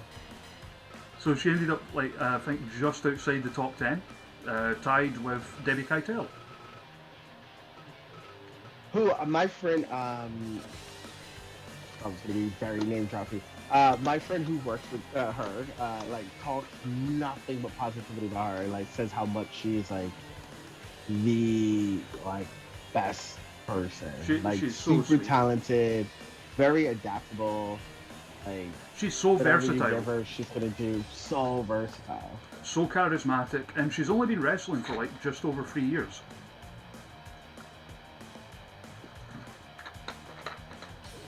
And because we were talking about her yesterday as well when Faye was on, because Faye's like a big admirer of hers as well. And it was because we were talking like she's like Debbie Kai. Hi, Henry. Oh, hello, Henry. How you doing? Like Debbie is gorgeous, like absolute flat out gorgeous. And I was saying to Faye, like she's one of those people where pictures actually don't do her justice. She's even more gorgeous in person. She's very what's the word for her? Striking. Yes. Like she has very really much strong facial features. And you're just kind of like drawn to her. You're just like, you don't look real. Yeah. You're just very, very, very picturesque. Yeah, she's like a regular at like Fierce Females, and she's been at Discovery a couple of times as well. And I never got to speak to her there. Like I only got to speak to her for the first time when she came on here, and she was just like an absolute sweetheart. What was her? Do you remember what her main event was? Debbie's. It was her against Bill McCannum. Oh shit! And she won. Oh shit! Look at Shug. Oh, thank you for the host, Henry. Appreciate it. Oh yeah, so the logo there. So Shug, we let him make his own faction in the game, and he called them the Wakanda Dynasty. Of course he did. I love Shug. And right now, the Wakanda Dynasty is him, Aisha, and Jam O'Malley, who is their token white guy. Which was actually Aisha's idea. Like, she used to be like a housemate of Jam's. And she wanted Jam to be like to them what Owen Hart was to the Nation of Domination. Yes. It's even funny, if you, looking at my card, every single person is queer, maybe female, non-binary, or a person of color, except one person. And his name is, of course, White Mike, which I think is the funniest juxtaposition. That the person that I picked, that I was like, nope, it's going to be a straight cis white guy in this match. His name is White Mike. I was like, this guy can do the job. That's the name for the job.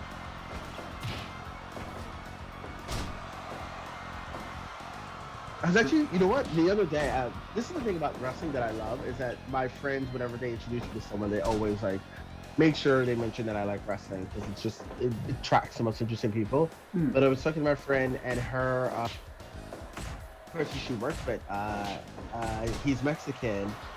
They work at this tequila, like, fancy restaurant.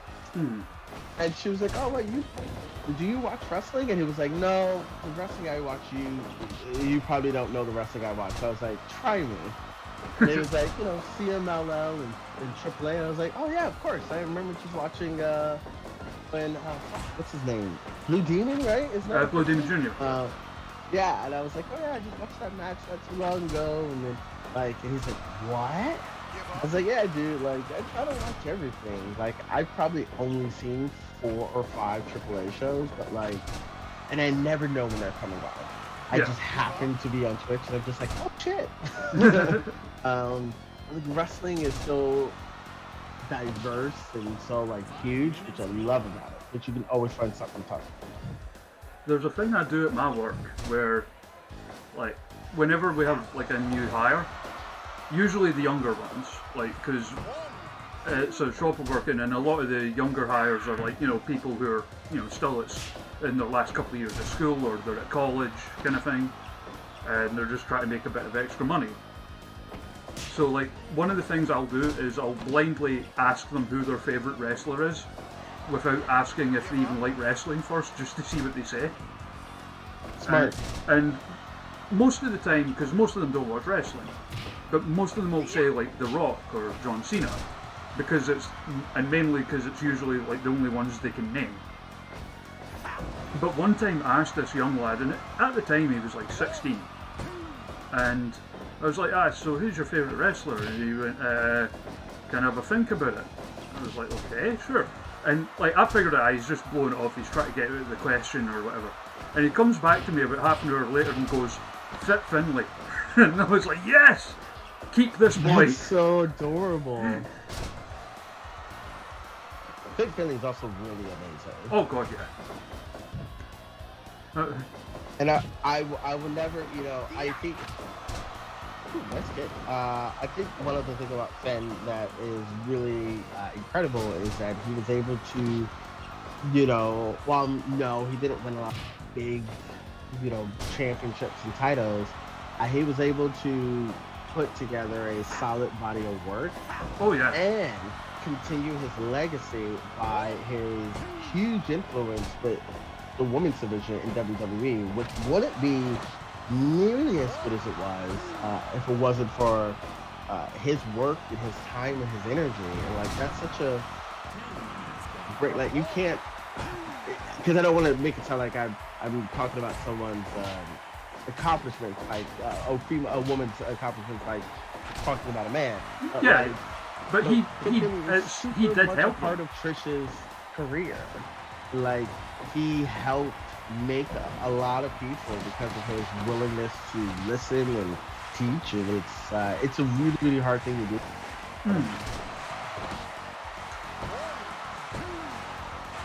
Oh, almost. I wonder if they've ever wrestled. Sorry? Kelly and Shug. I feel like there were times that they could have wrestled one another.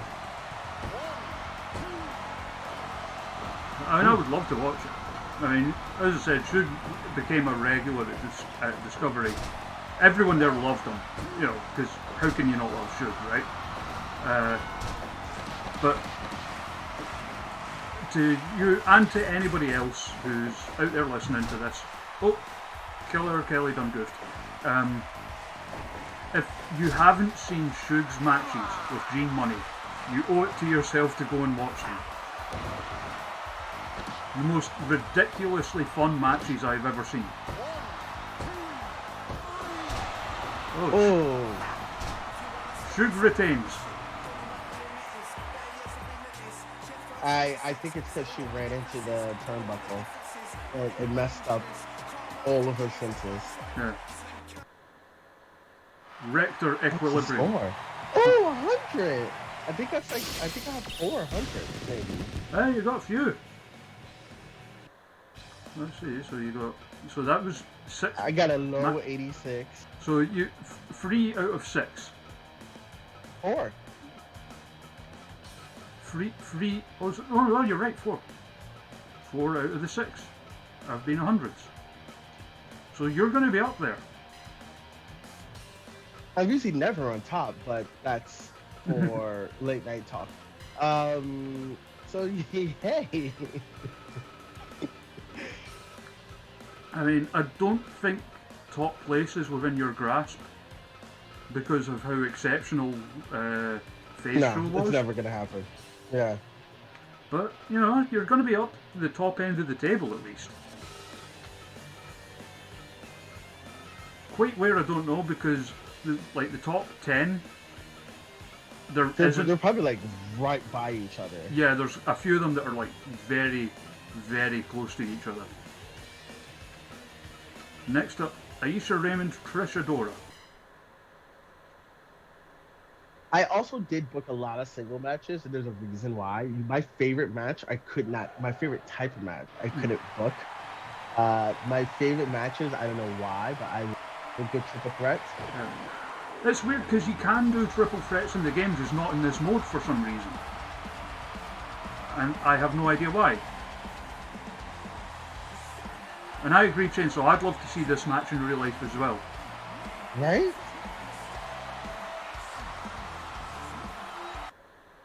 I wonder if WWE would even do another Mania Classic.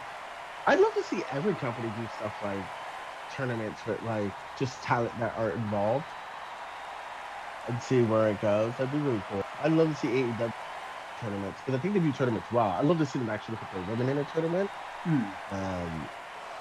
That'll be fun. There we go. Fight. And that Trishadora made from the ground up by me, by the way. Oh. She looks really good. Yeah. It was kind of hard to get her, like, because she's got, like, you know, the sort of thick stripes on the top of her gear, so I couldn't get that quite right, but got as close as I could.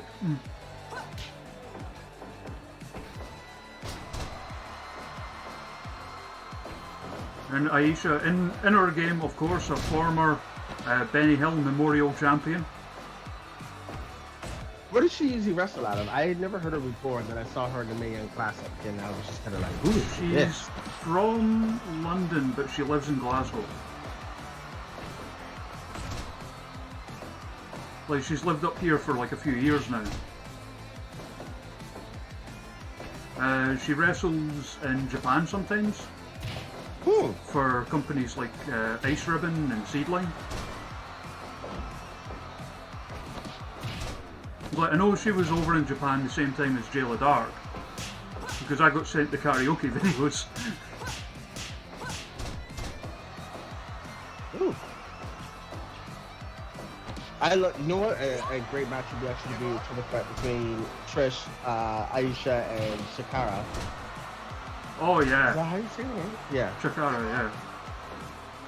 I've seen her wrestle a couple of times for Progress and Riptide. She did this one match. It was her and, man, I wish I could remember who she was wrestling. I remember she was teaming with Paul Robinson, Right. who also has me blocked, so I don't know what he's doing. So like, I'm blocked by so many people. It's so sad. the first time I saw Chikara wrestle live, and it was memorable for me, but for the weirdest of possible reasons. A few people in the chat will know what I'm on about. So, her opponent that night was the aforementioned Jayla Dark. And so, like, as well as being someone who I consider an actual friend, like, I've been a fan of Jayla's for quite a while. But there was a curse afoot. And specifically, the first, like, because I did do the maths, the first time I saw Jayla Dark wrestle live in person was February 2013. The match that she had against Chikara was October 2017. That match against Chikara was the first time that Jayla Dark won a match where I was in the crowd. You were her bad luck charm. Yep, literally, like, and it's not even like it was like a few times. It was like over the space of 4.5 years in multiple companies. Whenever I was in the crowd, she would lose. Said they were just waiting for that right moment. You know? Yeah. In fact, that was the one I was telling you about. I told you about it the other day, like where I grabbed Scott Murray and started shaking him. But then from then on, I never saw her lose a match again until like she dropped the title and retired.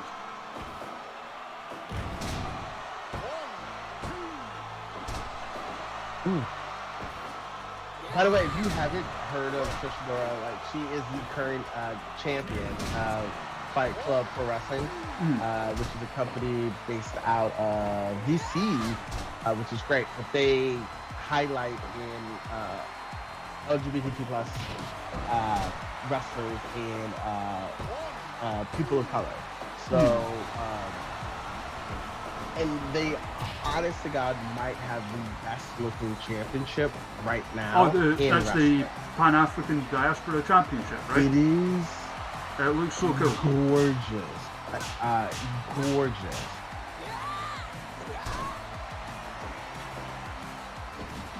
I saw those, like, I'd heard of her, and then I saw those pictures. I was like, she looks really cool. She looks like a badass.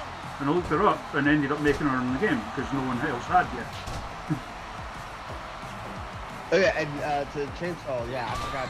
Riptide did announce today that they are officially on IWTV. Yeah, that's really cool news. Super cool. I'm really excited about it. I am doing my best to figure out how to do it. I would love for Uncanny to be a part of it. I don't even know if it's an election.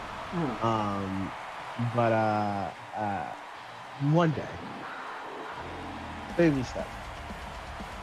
So they knocked the hell out of each other. Right? That was just 96, so good solid 96. match. That's good. Next up, Sonny Kiss versus Faye Jackson.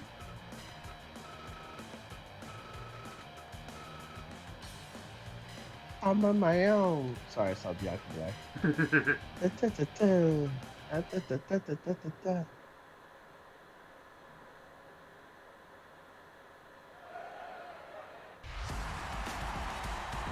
And like this is a future Uncanny Attractions main event. I assure you. Has to be. I assure you.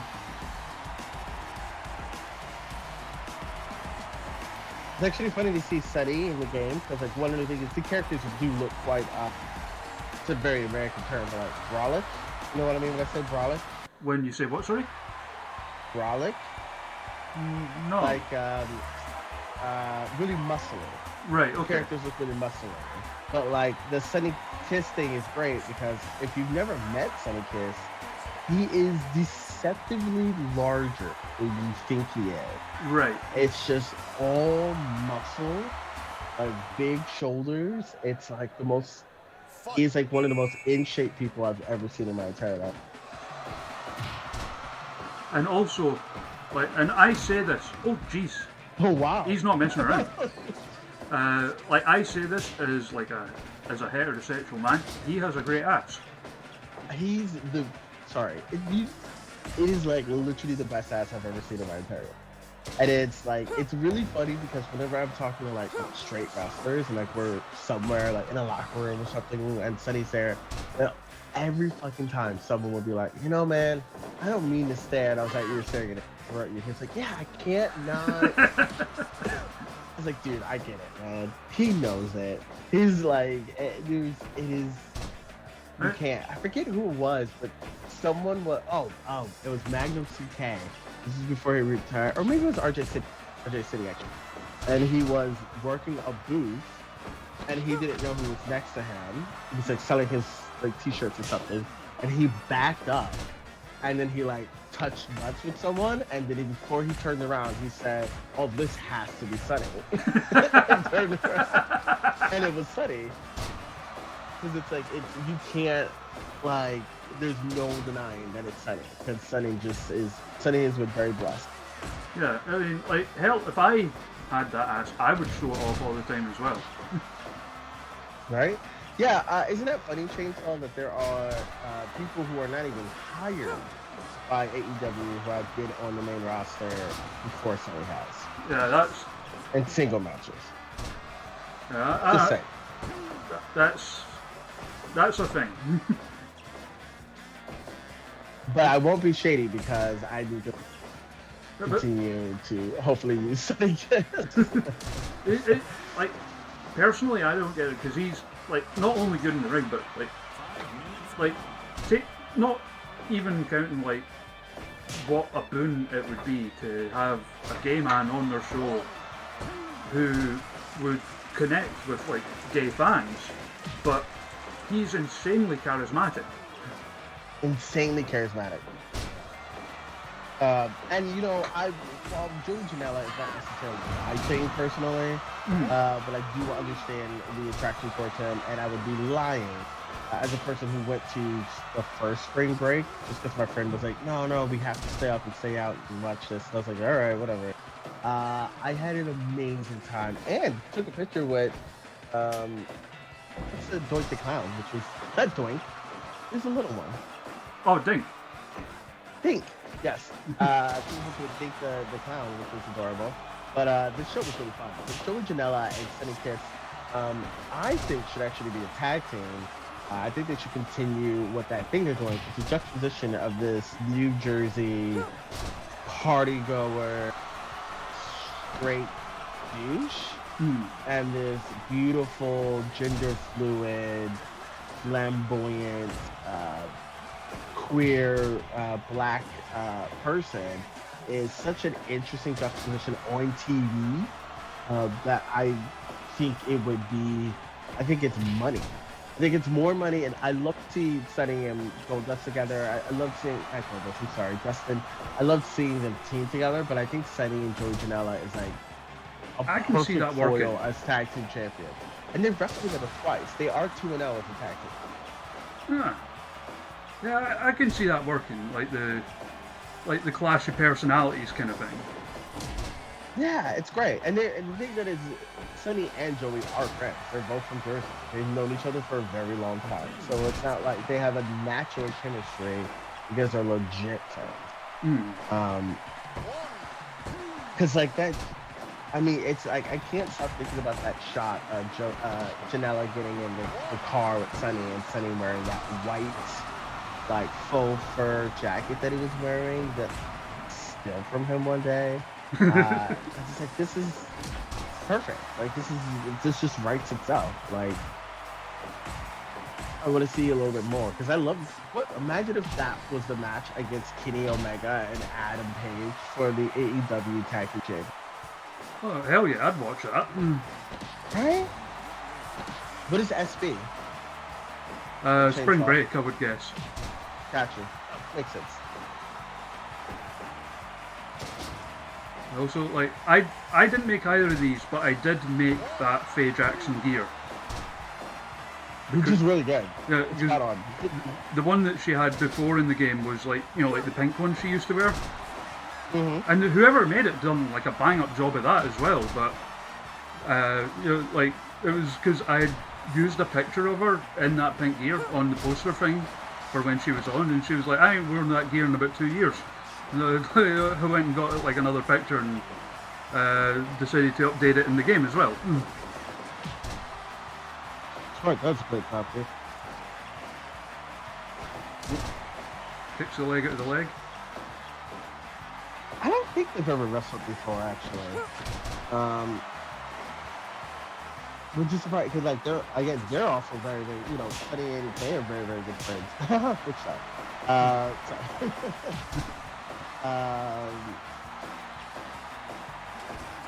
But I think they put together a really, really good match.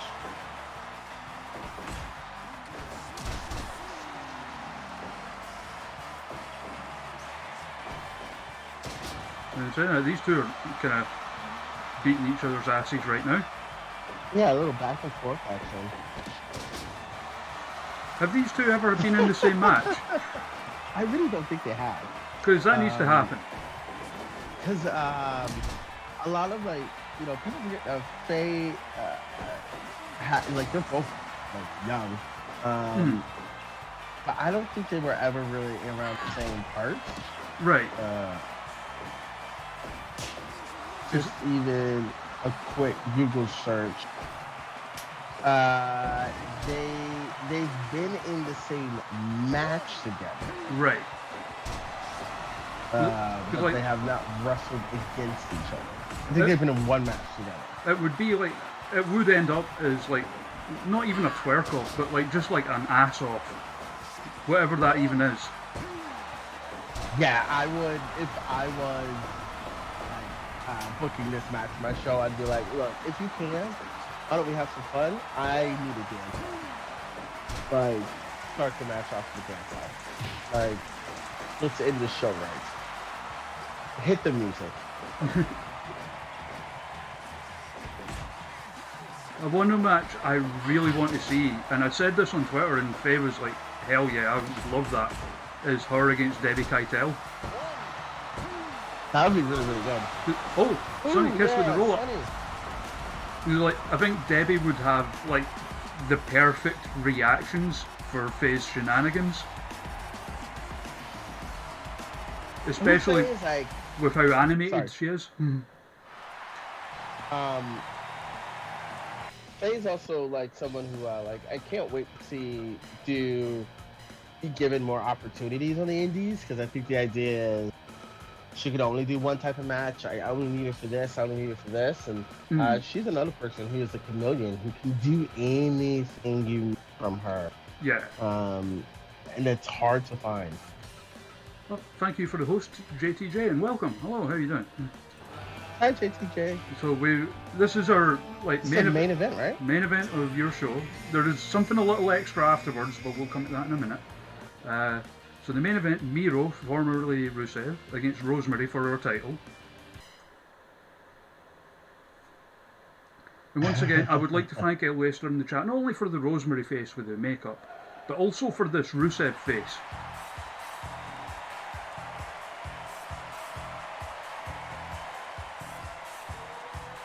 That's a good Miro. I wonder where he's gonna go. I wonder if he still wants to wrestle.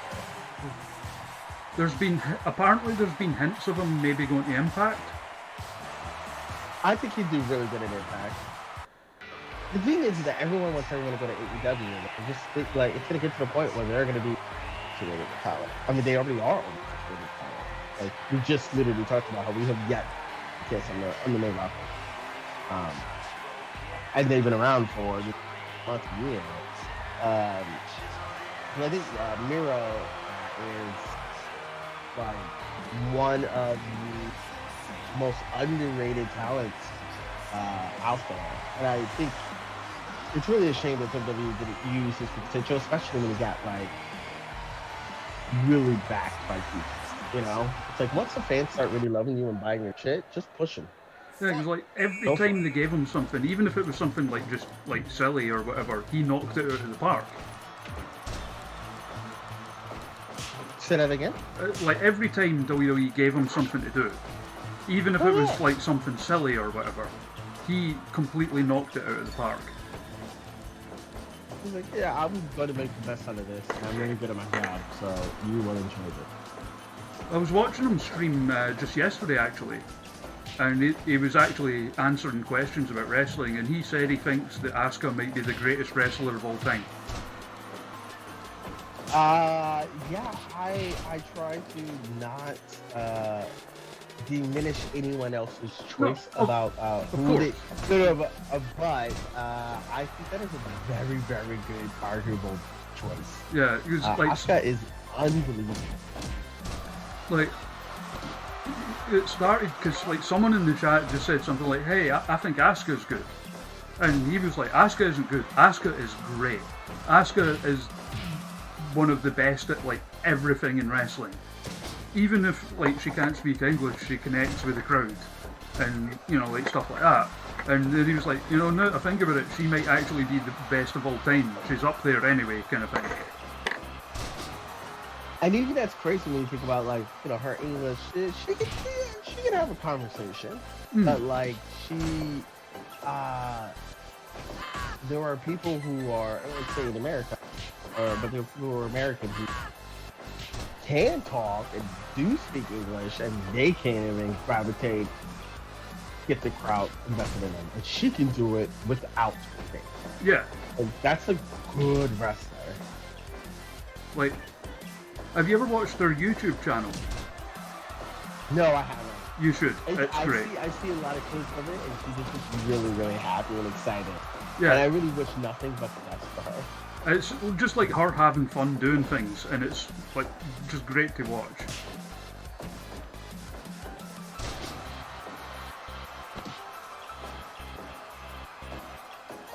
So Rosemary's on quite the win streak. She won the title from Andrew Everett, and like in the last 3 matches, she beat Viper by referee stoppage. She beat like a critical KO? Yep.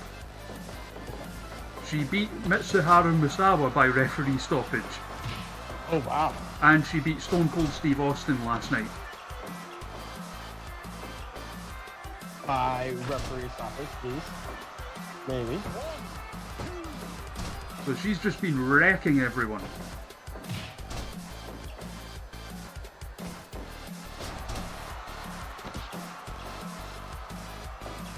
She's kind of like kicking Miro's ass too. the one thing about Impact is we really don't talk about how incredible the Knockouts division is. How incredible the what? Sorry? The Knockouts division is. Oh yeah, right now I was like thinking that now having added Deonna Purrazzo to it. Like, so good and diverse, different body types, like different skin tones, different styles of wrestling. There is not a single person that is alike anybody else. Everyone is distinctly different, which I think is really hard.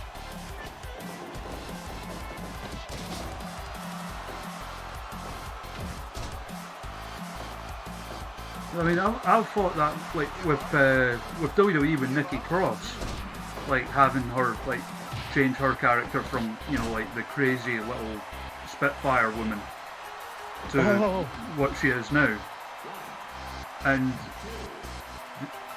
because her character now is a lot closer to the way her character was when she was on the Indies. Yeah, when she was Nikki Storm. Yeah, and what did she used to always say?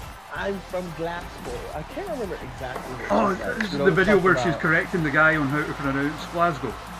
Yeah, she would do it all like because Glasgow, Scotland. 3 or 4 times at Shimmer. So like back 2013, 2014, I was like, this place is amazing.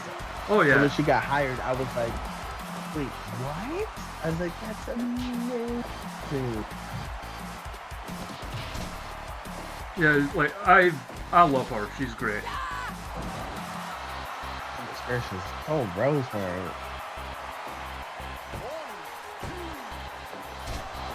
Oh, I thought it was red.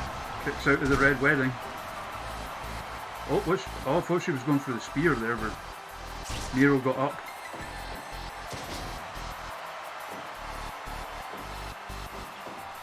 What are the like things that they look for in the matches? Because it's like the WWE games when you get your match rating, like I can physically like see like what they're looking for, like commercials and stuff like that. Is there a specific thing they're looking for if it's really good on Fire Pro? So the matches generally get. Oh, there's the win. Oh, retain the title. They generally get rated on, like the kind of stuff you would expect. So like how back and forth it is, like near falls. Signature moves getting used. 100%. But there's a thing as well, like when you're doing it in the regular mode at least, where like there's different arenas in the game, and a lot of them are based on like real arenas.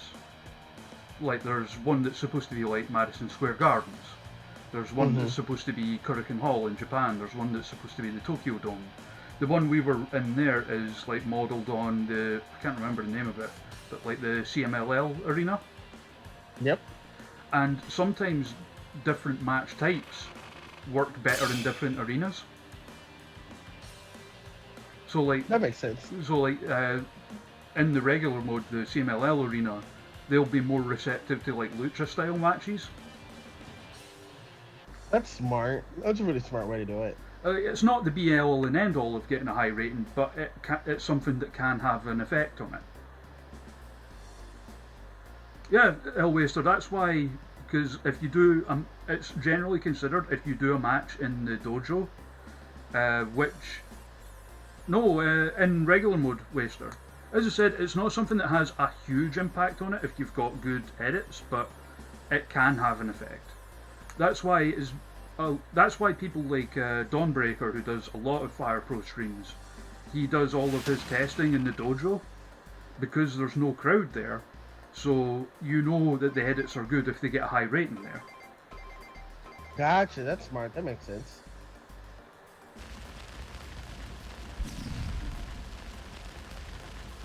We're into December, let's see what's happening. So Jackie Reddy's back, ADM's back, Lily Faye's back, Manlin's back. Raven Creed, Johnny.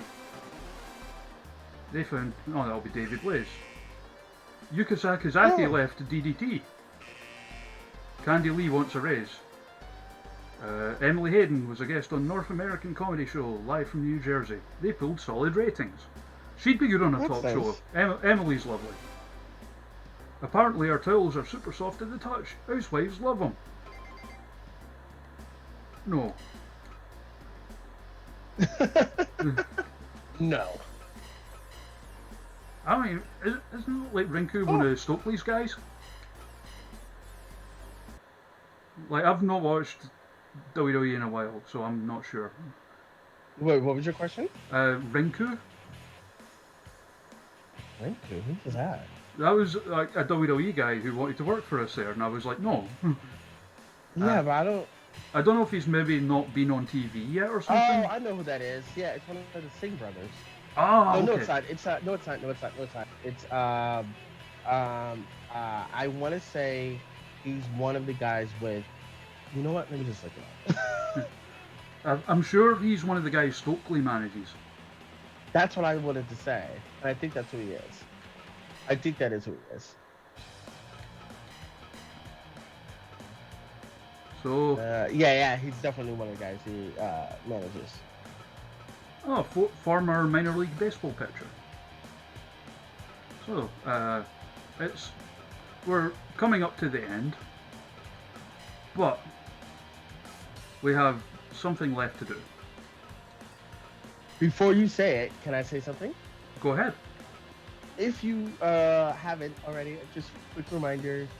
Thank you very much for watching and us. If you do have the time, if you do have the means, if you do have a platform, if you want to promote anything that if you would like to give to a charity, all donations go directly to House of Gigi, which is a company, a charity that really highlights trans women of color based in the South, and helps them with their provisions, their food and education and housing. So that would be very, very great if you can, if you have the time and the ability to donate. That would be awesome. Great work that they do. And as I said, oh hell yeah, Slappa donated $20 to them. Thank you. That's really, really kind of you.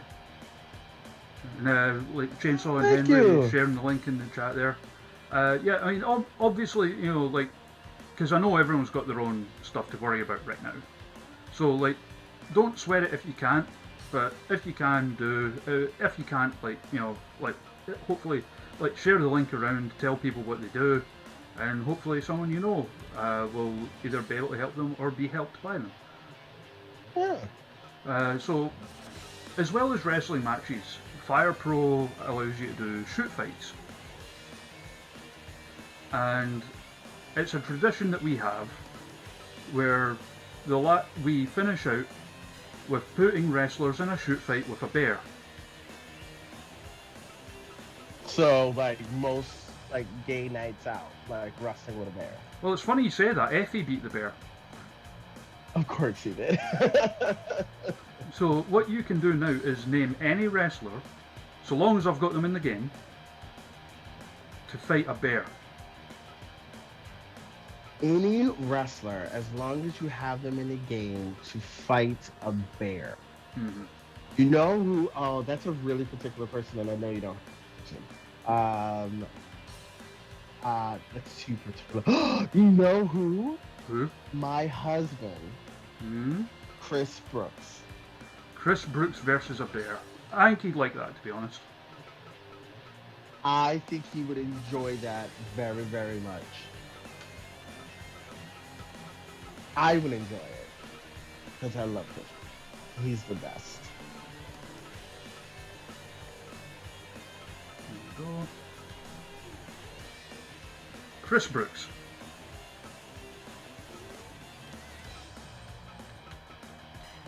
Versus an actual bear. A giant bear. Well, we do have So even better. We do have several bears, so.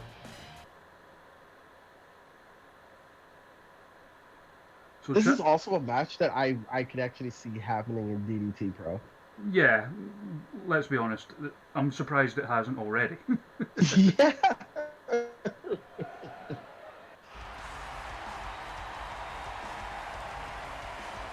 Oh, I need to bump up the volume on his entrance music.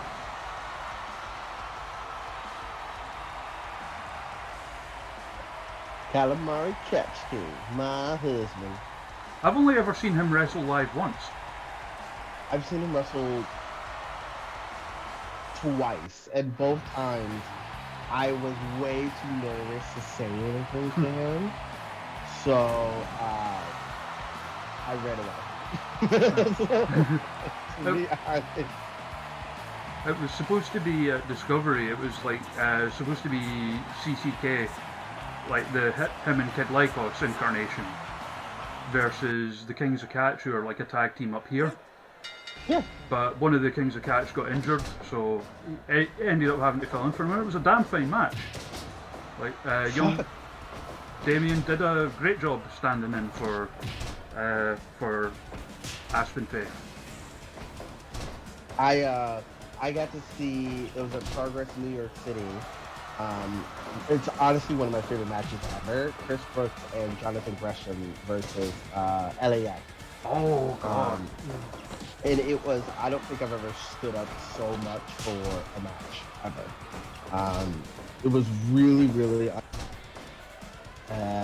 and like I think that was the realization that I love Chris, because I also had never realized how tall he was.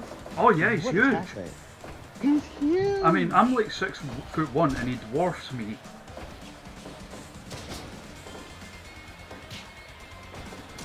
I think, like, I'm trying to think of matches that have gotten that reaction out of me.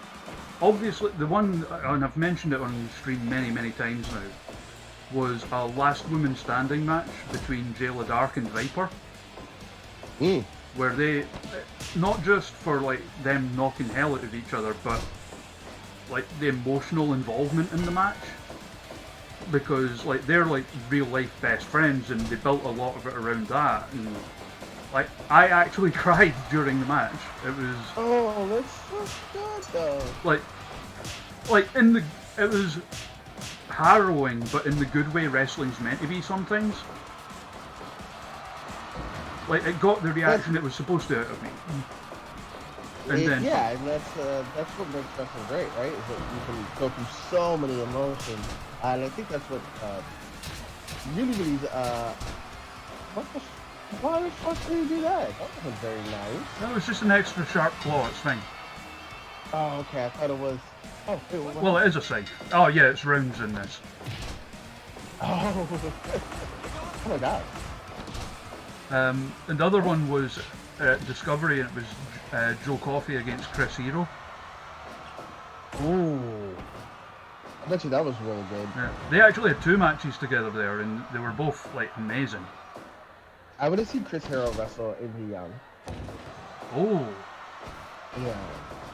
I actually messaged Michael not too long ago. I was like, dude, you know who you should wrestle? He was like, who? I was like, you should wrestle Jimmy Jacobs. I was like, Jimmy Jacobs, like, he's like the perfect person to have on our show. And he's fucking weird, and I love it. Okay, this bear's kind of like kicking his ass. Oh, well, it is a bear. That's a good point. Chris Brooks is he's kind of a tweak. He's more of a twat. He's a big gangly boy. I feel like having an axe hammer should be like illegal. Oh, there's no DQs in this. Yeah. It's just like, yeah, that's how we get around it not being a DQ. We just refer to it as an extra sharp claw. In this, it's only like knockout or submission you can win by.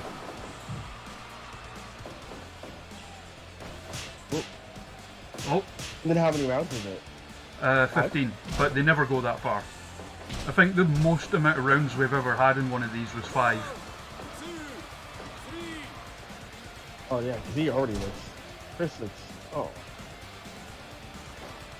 And some people have beaten the bear. As I said, Effie beat the bear, Chris Hero beat the bear, Tyler Bate. Who did Candy pick? Sorry? Who did Candy pick to wrestle the bear?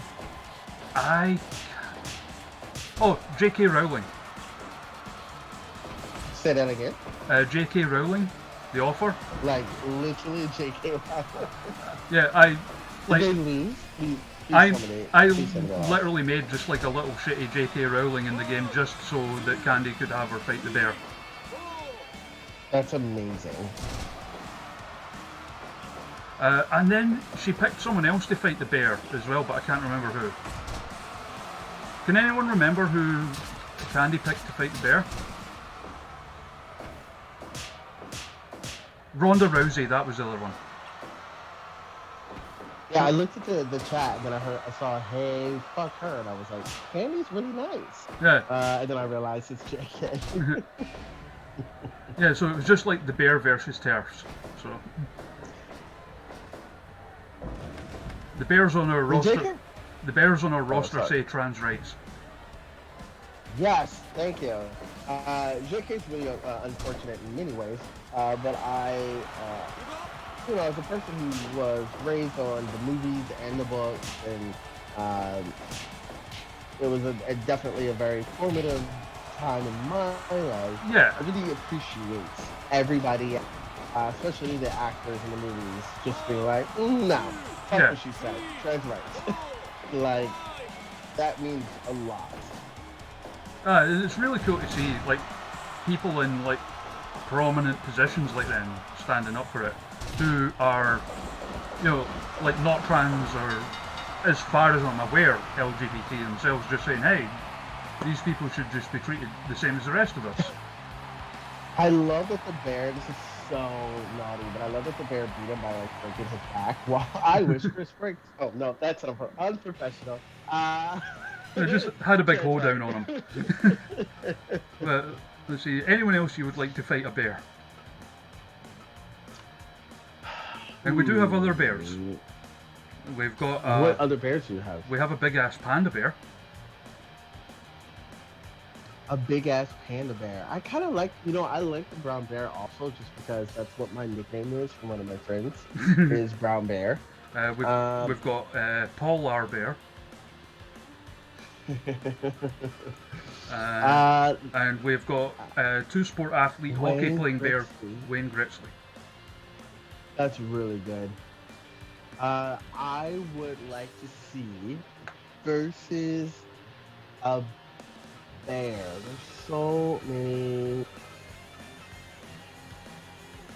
choices. What about Shayna Baszler? Ooh. Versus the bear? And we'll go one further for this one.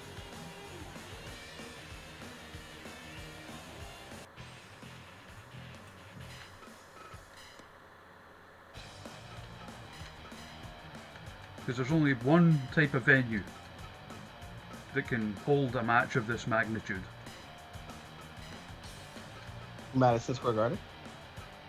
Oh, not so much the venue, more the setting. Gotcha. Because like I don't think a ring can handle a fight of that magnitude.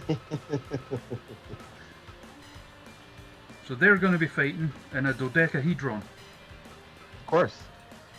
As you do. Or dodecadon, as it's listed in the game. I don't know, whatever, your accent's nice. So whatever you say, it sounds good. Oh. There we go. Referee in charge of the action, as always, is the giant from Twin Peaks. Is what's his name? Herb Jones. Isn't that the name of the UFC fighter? I mean, referee? Oh, Herb Dean. Herb Jones? Herb Dean. That's what it is. Well, our referee's the giant from Twin Peaks. And as always, Chris Hero watching on in the front row. Watch for the guy in the front row in a black jacket and a red shirt. He looks like Chris Hero.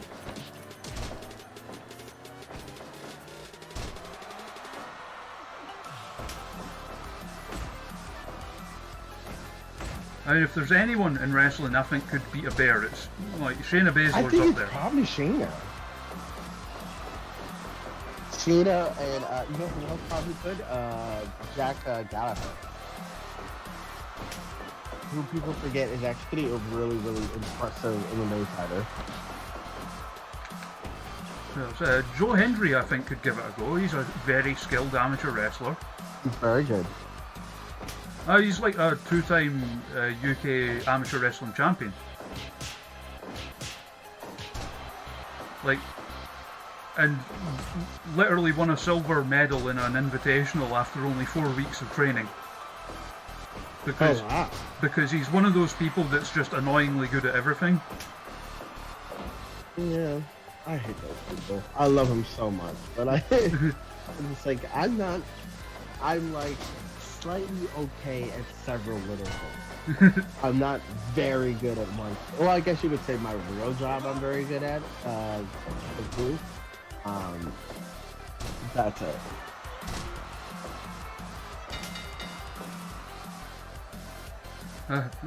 Slapper says Casanova Valentine could beat a bear, but he'd probably lose like half his blood in the process.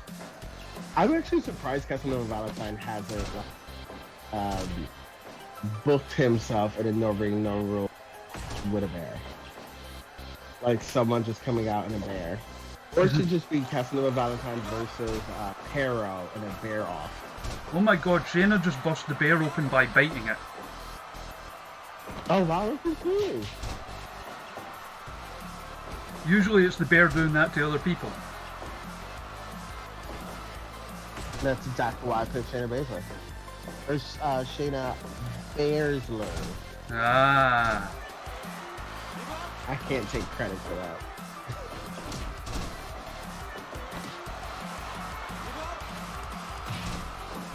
As we're seeing, very skilled on the mat is Shayna. Yeah, she's like actually, she's doing really good. As I say that, she gets punched in the face. It's my fault. Oh yeah, curse to the commentator, it's a thing.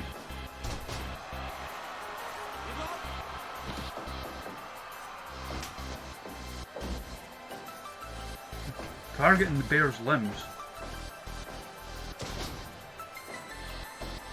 It's smart. Are you that type of? So my friends get really annoyed when they play like wrestling games with me. So like for example, if I'm Daniel Bryan in a WWE game, I literally only do submission. I like hit you down with like hard strikes, and then I try to submit you and wear all your limbs down. 'Cause that's how Daniel Bryan would wrestle. Yeah. Compared to Makes how sense. Brock Lesnar, I'm doing strike moves. And I just do this like suplexes. Yeah. And they hate that. I'm like, well, that's the whole point, is that I want to play as that, not just to his moves.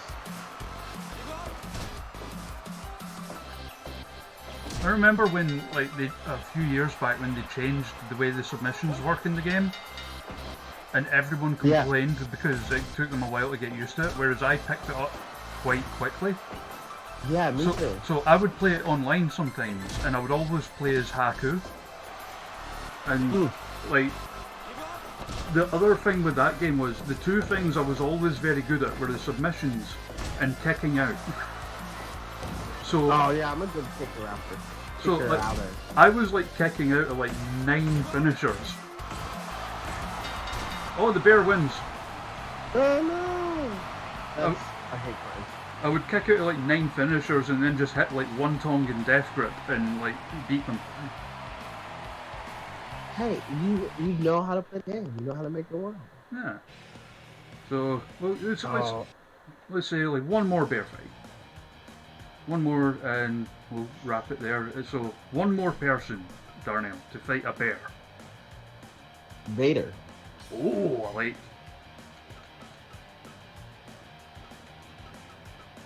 This is in kind of in memory of going to London to see him and Will Ospreay. I was, as I said, I was always a Vader guy. So I also used to love him as a kid because he was in Boy Meets World. oh yeah, like He played the homie's father. He played the bully's father. Yeah, we were talking about that when Emily Hayden was on. Because she's like a big Boy Meets World nerd. And so like it ended up was like us marking out about like Vader having been on that, and Mankind having been on that show. Mankind was on it? Really? Yep, he was only in one episode, but he was in it. I honestly don't remember that, and I don't really remember a lot of Boy Meets World actually. I remember that Corey was an asshole.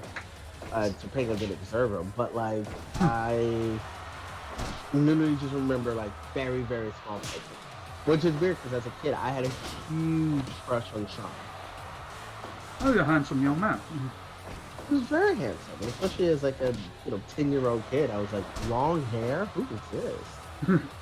Fascinating. I was a Rachel guy.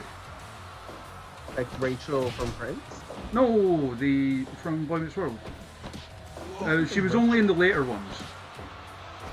She was... Was that, what is her name? the girl that Topanga and Angela moved in with when they went to college. Oh, see, I remember Angela. When it's Boy Meets World. Oh, I don't remember her at all. That's so funny. I really should rewatch it because it's on something that I have. It's on that Netflix or it's on Disney. Yeah. It's on one of the 75 different streaming sites that I have access to. That's a point change, though, and like Topanga, not just Topanga, but Angela and Rachel as well, have all aged offensively well. Yeah, they're all beautiful. And Topanga likes wrestling. Yeah, she did that photo with Leo Rush. She loves Leo Rush. That's like my favorite thing is like when you figure out what celebrities watch wrestling because you forget how nerdy you are. Like back to Sophia Vergara, I don't know how to say her last name. She's stunning, beautiful. Goes to wrestling matches. Like went to a PWG show. I was like, what? That's so odd to me. Sofia Vergara as well, yeah. Because she went with Joe. Yeah, Joe, like he's a big wrestling guy, yeah. Who is also like he's an attractive guy, right? He's not an unattractive guy. He's 6'5" and he's like 240. Like, who's saying no? Let's be honest, he looks like a wrestler. He looks like a wrestler. But like the most interesting thing about him is that like he's a huge Dungeons and Dragons person, and I've never seen like what would you call that? Like a role playing game, correct? Yeah, like a tabletop role playing game. Yeah. So like I think the idea of it is fascinating, but I've never really experienced it. And then on Up Down Down, Xavier Woods is doing one with Kim and Amber Moon and Alexa Bliss and Tyler Breeze and Freddie Prinze Jr. is the host or whatever. Yeah. And he has this incredible story, and I'm like so into it, and I've literally sit there for an hour and a half watching it. I know there's so into it. There's a channel on Twitch that does them, and like it's like wrestlers that run it. I can't remember offhand what it's called, but it's like Shug's a regular on it. Holy shit! Sophie King's on it. Chainsaw said Joe Magni, blah blah blah blah. I can never say his last name either. Yeah, I can't say that last name. I'll tell you what, if I was dating him, damn right I'll figure out how to. But Randy said he wanted to play Randy Savage in a biopic, which is actually pretty fucking perfect. And speaking of perfect, Vader just beat a bear. Vader! They just booked these too, right? So Vader is the only one that can beat the bear. Tonight, yeah. Yeah, look at that. And Twitch is acting up, so I can't see who's. It's not showing me like who I follow that's online right now because Twitch is acting up. Ooh. Because usually at this point we would raid someone. Oh wait. Right, so who's on? Oh, Emily's on. We'll raid Emily. This is where I have to remember how to spell that convolutedly long Twitch name of hers. So, Emily Hayden, friend of the channel, lovely person, is streaming right now. She's streaming right now, so we're going to raid her. I know you're new to Twitch, Darnell, so what that means is basically when someone finishes up their stream, they can send all of their viewers over to someone else's channel. Oh, cool. That's nice. And Emily and her lovely boyfriend are playing the Sabrina game for the PS1. So we're going to raid them. Like Sabrina the Teenage Witch? Yes. Well, I love Sabrina. So yeah, and Emily's like, she's one of the local girls from here, and she's just like a lovely person, and as well as being a very funny wrestler. So go and tell Emily we said hello. Thank you everybody who tuned in. Thank you so much. And if you donated, thank you so much. Even if you were just, here having a laugh with us and helping share the word, that's great as well. Thank you. I don't know if I'm doing. No, I'm not going to be on tomorrow because I'm recording some podcast I've been invited to be a part of. I might be back on Wednesday. I've not got anyone sorted out for that day, but I might just come on and have a laugh and, do matches based on like chat suggestions and stuff. And then on Thursday, I'm going to be back doing one of these with Chikara's Molly McCoy. So be sure and check that one out. Yes, thank you everyone for being here. Thank you very much for if you donated. Thank you so much. If you can share a link, do all that goodness. I will self-plug myself here. If you want to follow me on Twitter, I'm really sad. It's at Dinalicious, or follow our company, Uncanny Attractions Uncanny _ Attract. That is our Twitter and Instagram and Facebook, which makes it really easy. So thank you guys so much. And Chris Brooks should have beat the bear. There's been a few upsets in the bear fights. You know who once beat the bear? Brad Armstrong. Well, Brad, he's a veteran, so you kind of have to like. But he was also like a be on your back for a WCW veteran. mid-90s jobber. Oh, I know, but still, he's a veteran in my heart. It's just like, of all the people to beat the bear, you know what I mean? But yeah. Uncanny _ Attract. Yes. So follow them. Yes. Thank you everyone who tuned in. We're going to raid Emily now, so go and tell her we said hello. And catch you next time. Bye. Bye.